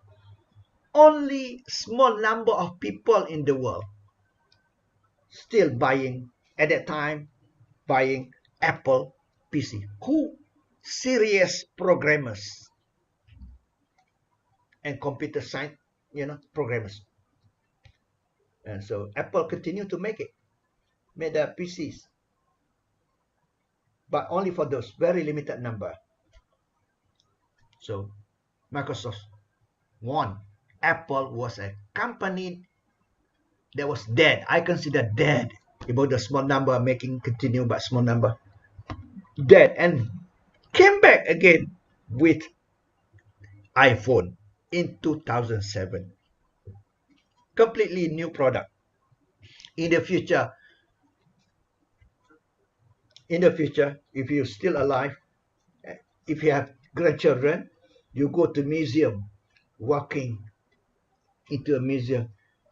Grandpa, grandma, what is that? Hanging on the wall. Grandson, back in the year 2000, 2023, 2034, I was using that. That's handphone. Perhaps handphone also will become an item in the museum of ICT museum. At the time, people not carrying anymore.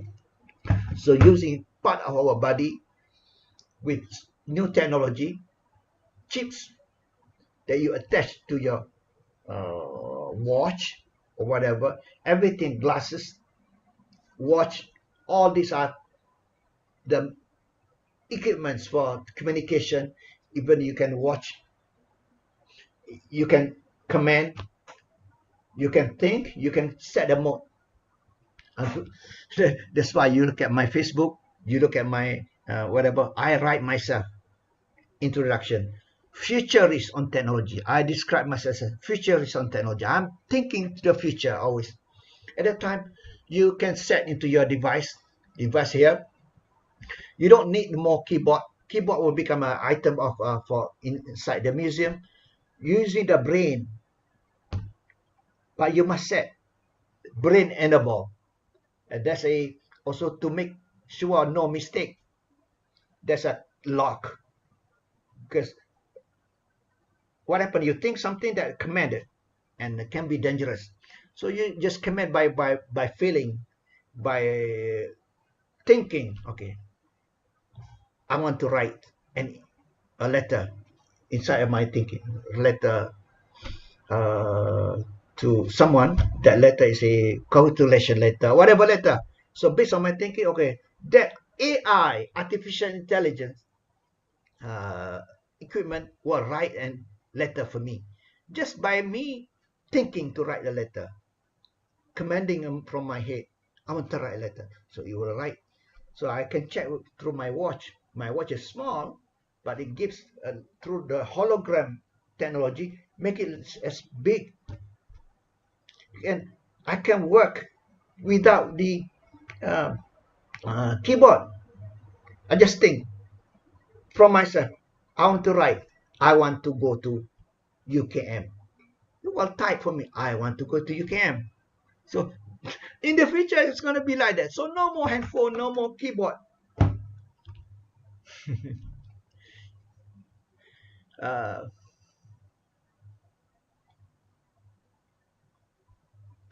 issue. Antitrust policy. Yes. Microsoft was brought to court for the antitrust in the US. The name antitrust in Malaysia, in other parts of the world, it's called anti-monopoly. There's one issue because of positive network effects. More people use Microsoft. More people use Microsoft, becoming like a monopoly. Standards. Uh, a set of rules for operations that includes competing goods to operate as a single network. So like the rail must be standardized, must be a standard so that trains can go. However, companies for new technology, next future technology, quantum, whatever, computer, whatever, machine to make even the structure, the architecture. This is for your video assignment. Architecture of the microchips. Companies are working on a new architecture of the microchips. So whoever wins first will set the standard and make money. So what about standards? Example, European decision at the end of 1980s to adopt a continent-wide, the whole Europe continent, GSM technology. Otherwise, that happened in Malaysia early during the mobile phone. Mobile phone at the time was big mobile phone, very big. You carry with a box. And then after that, you don't need to carry the box, only the big phone. If your number is 010, you cannot call to different number, different company provider. 017, for example, I just make a, I forget the number. For some time, until it resolve the issue of compatibility. And today, no more problem. Whether you're using Cellcom or using DG, using whatever the other company, all can communicate with each other. But before that, so quality is another issue. Quality problem. If you look at your notebook, okay, not sure. The setup, the layout of keyboard, even on your phone.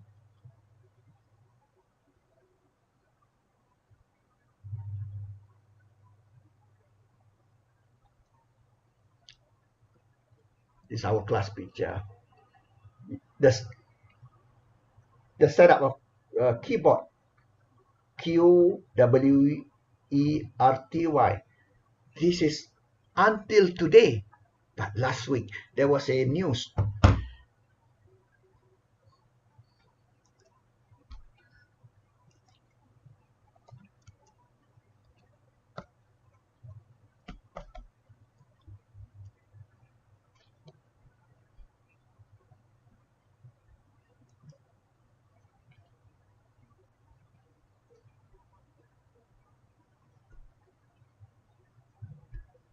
Adisha,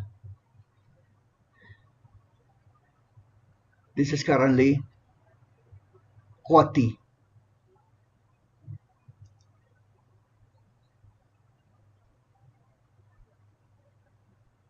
QWERTY.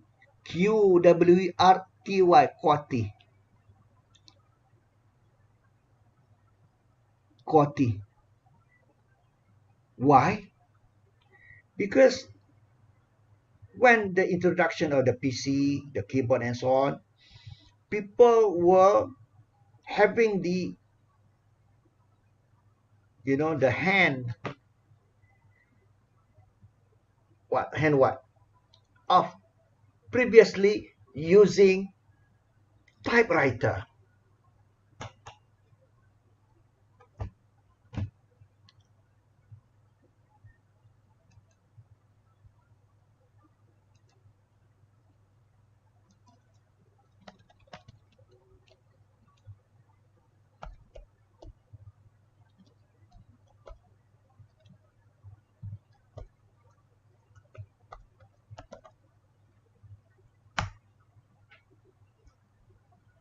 This is the typewriter.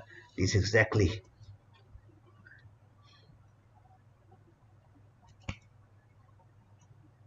Image. Go to image. Yes. This. You push. This will come up to there. This paper here. Paper you push A. This Q. This is Q. Q will go W. That's why the arrangement layout of keyboard at that time using the typewriter was such in a way that avoids common words in English like is. My name is, your name is is. So I and S, if you notice, I and S not near each other, far. The letter that makes common English word will be very far away. So QWERTY, to avoid, because why? In the typewriter case, this thing you push I will go the arm.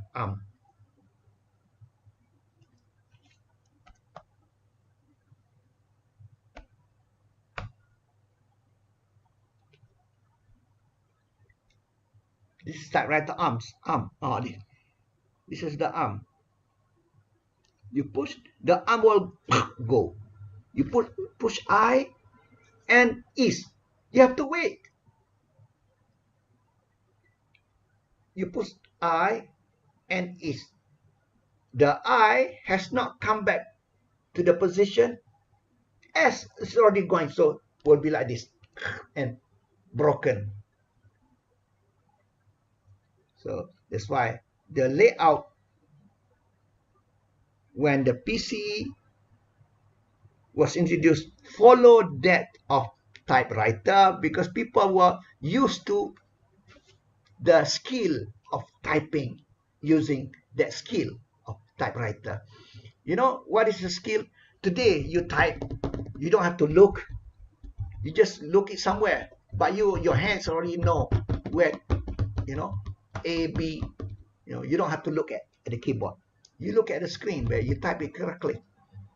That kind of skill is built until today. That's why QWERTY.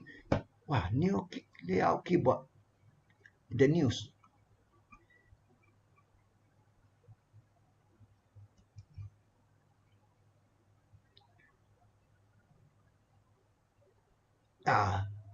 Microsoft new Capital key is the first big change to Windows keyboard in 30 years.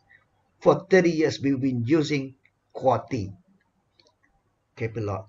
Microsoft said a new key to PC keyboards for the first time since 1994. This is the news. To include what? The AI button. Chat GPT button. Is it? This is 2 days ago. Let's read. 2 days ago news.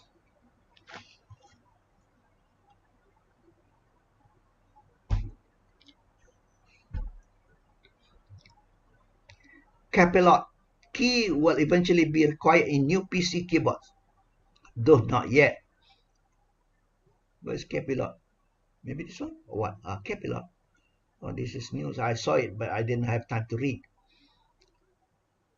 Microsoft Capilot. Microsoft pushed throughout 2023 to add generative AI, ChatGPT, funded by Microsoft as well.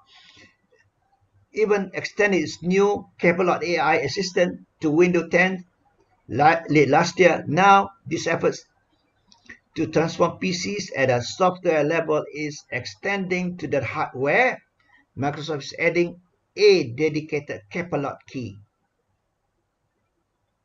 for the ChatGPT to computer keyboard, adjusting the standard Windows keyboard layout for the first time since the Windows first appeared as a natural keyboard in 1994.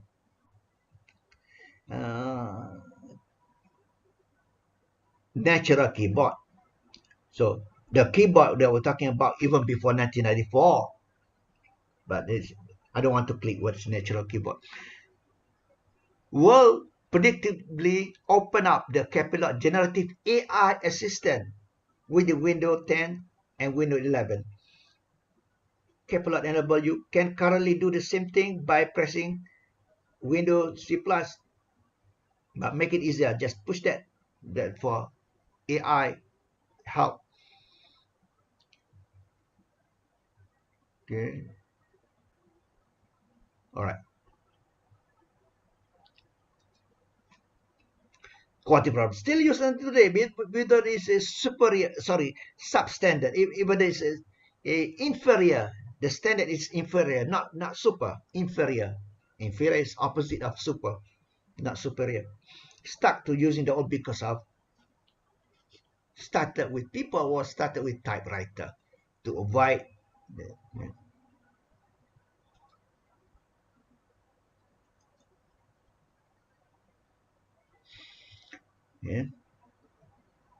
issue. Intellectual property, patents, copyright. This has become an issue with technology.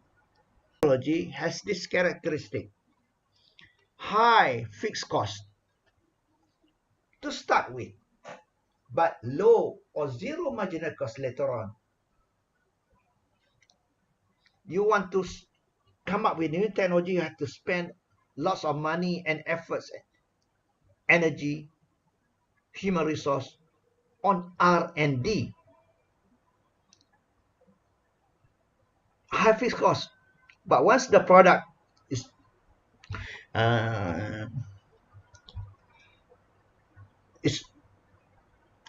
produced, other people will copy the same product. That's an issue of copyright. Another good example is a movie. To make a movie, need a lot of money. 1 million a movie.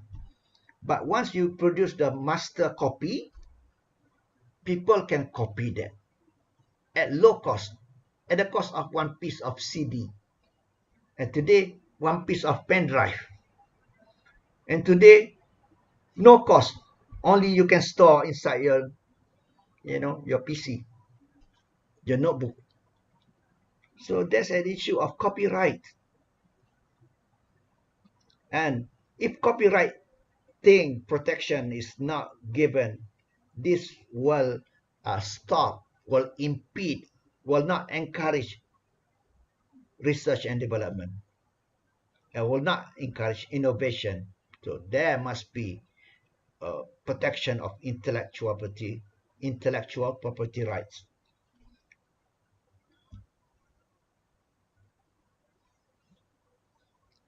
So I want to apply these network effects on the supply of technology. Okay, let me repeat. On the supply of technology. I'm talking about R&D. So spatial agglomerations of information or knowledge network happens in a cluster, also connected with other clusters. So we have Silicon Valley.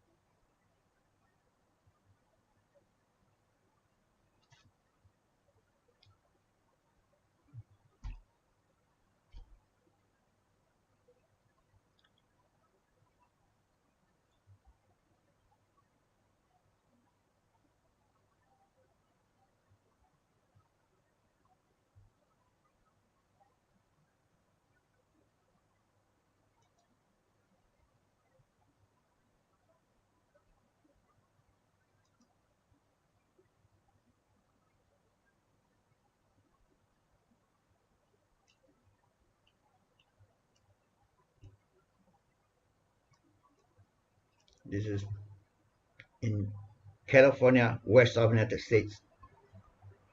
Bay, at this bay, San Francisco Bay.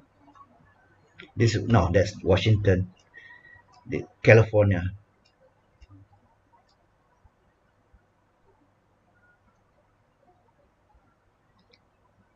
Yeah, yeah. San Francisco, the Bay Area.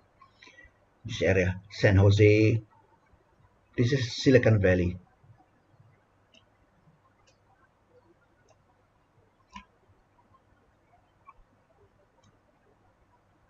All this area is Silicon Valley.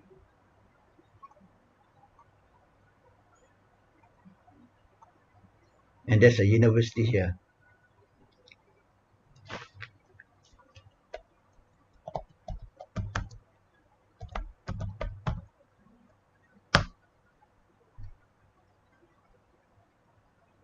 Yeah, Silicon Valley. Oh, look at this. This company, I think this is a what company? It's a campus. You know why around like this? For interactions among the workers and to avoid them going outside to have lunch.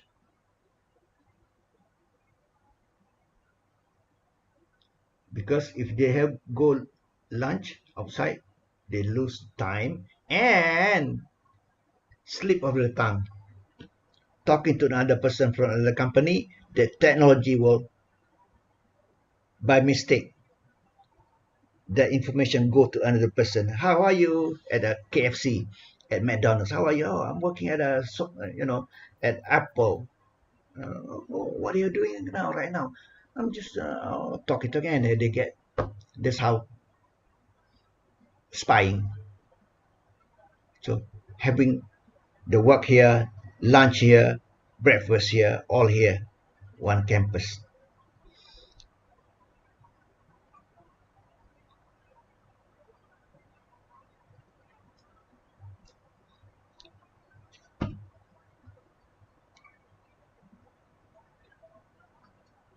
I forgot the name.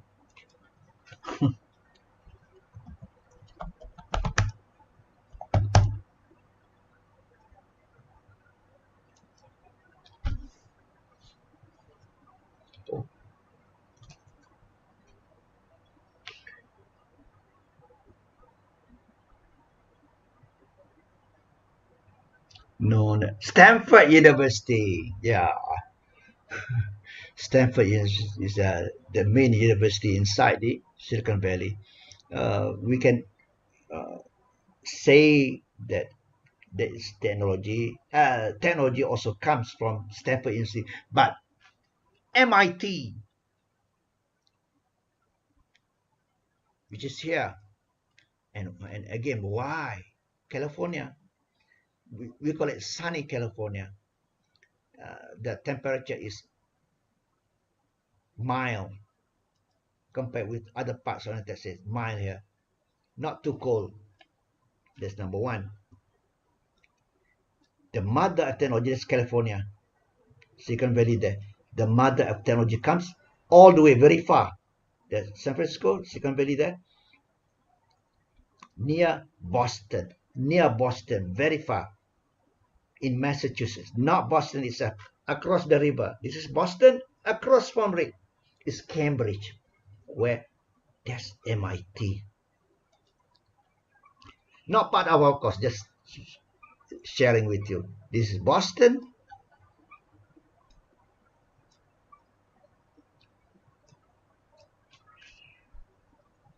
Across the river. This is a city of Boston. This is another city, Cambridge, USA. Don't get mixed up with Cambridge, the UK, United Kingdom, Cambridge in England. That's another Cambridge. This is Cambridge, United States. Not the same city. Boston is up here, only up to here, Boston. This is different city. Some of it is different small town, different mayor. So Cambridge, why? Why Cambridge?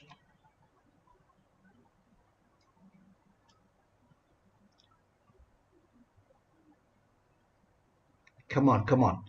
Massachusetts Institute of Technology. This is MIT. MIT. The mother of technologies. Very far from East Coast to West Coast. Kendall Square here. Kendall has become a place for innovation startups. This Kendall Square, this area, MIT. Not the Harvard University. This is Harvard University. Next to it, just 10 minutes.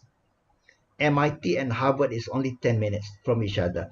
But the mother of technology, the best universities in the world, in science, in engineering, in technology, is here, MIT, not Harvard. So, in Cambridge.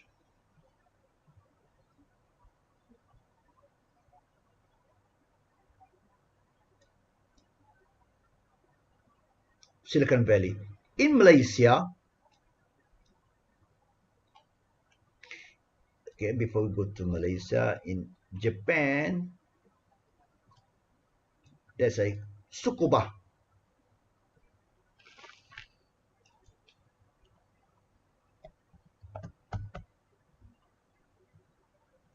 Tsukuba city. Somewhere there. Time is limited. Same like in Korea, it is Daejeon.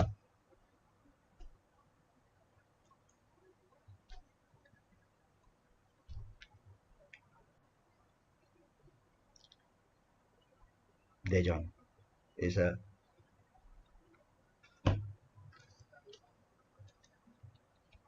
center of technology, just like Silicon Valley. KAIST is one of the top university in Korea. KAIST, Korea Advanced Institute of Science and Technology, KAIST, in Daejeon.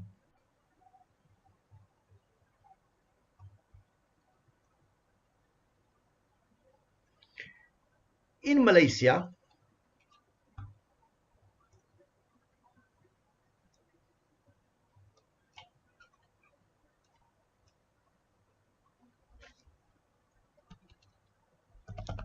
was Malaysia Technology Park.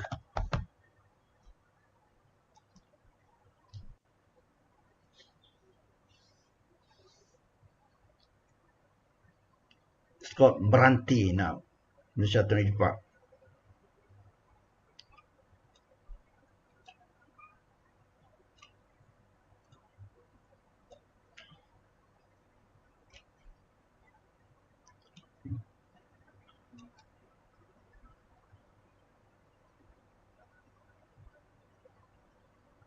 This area.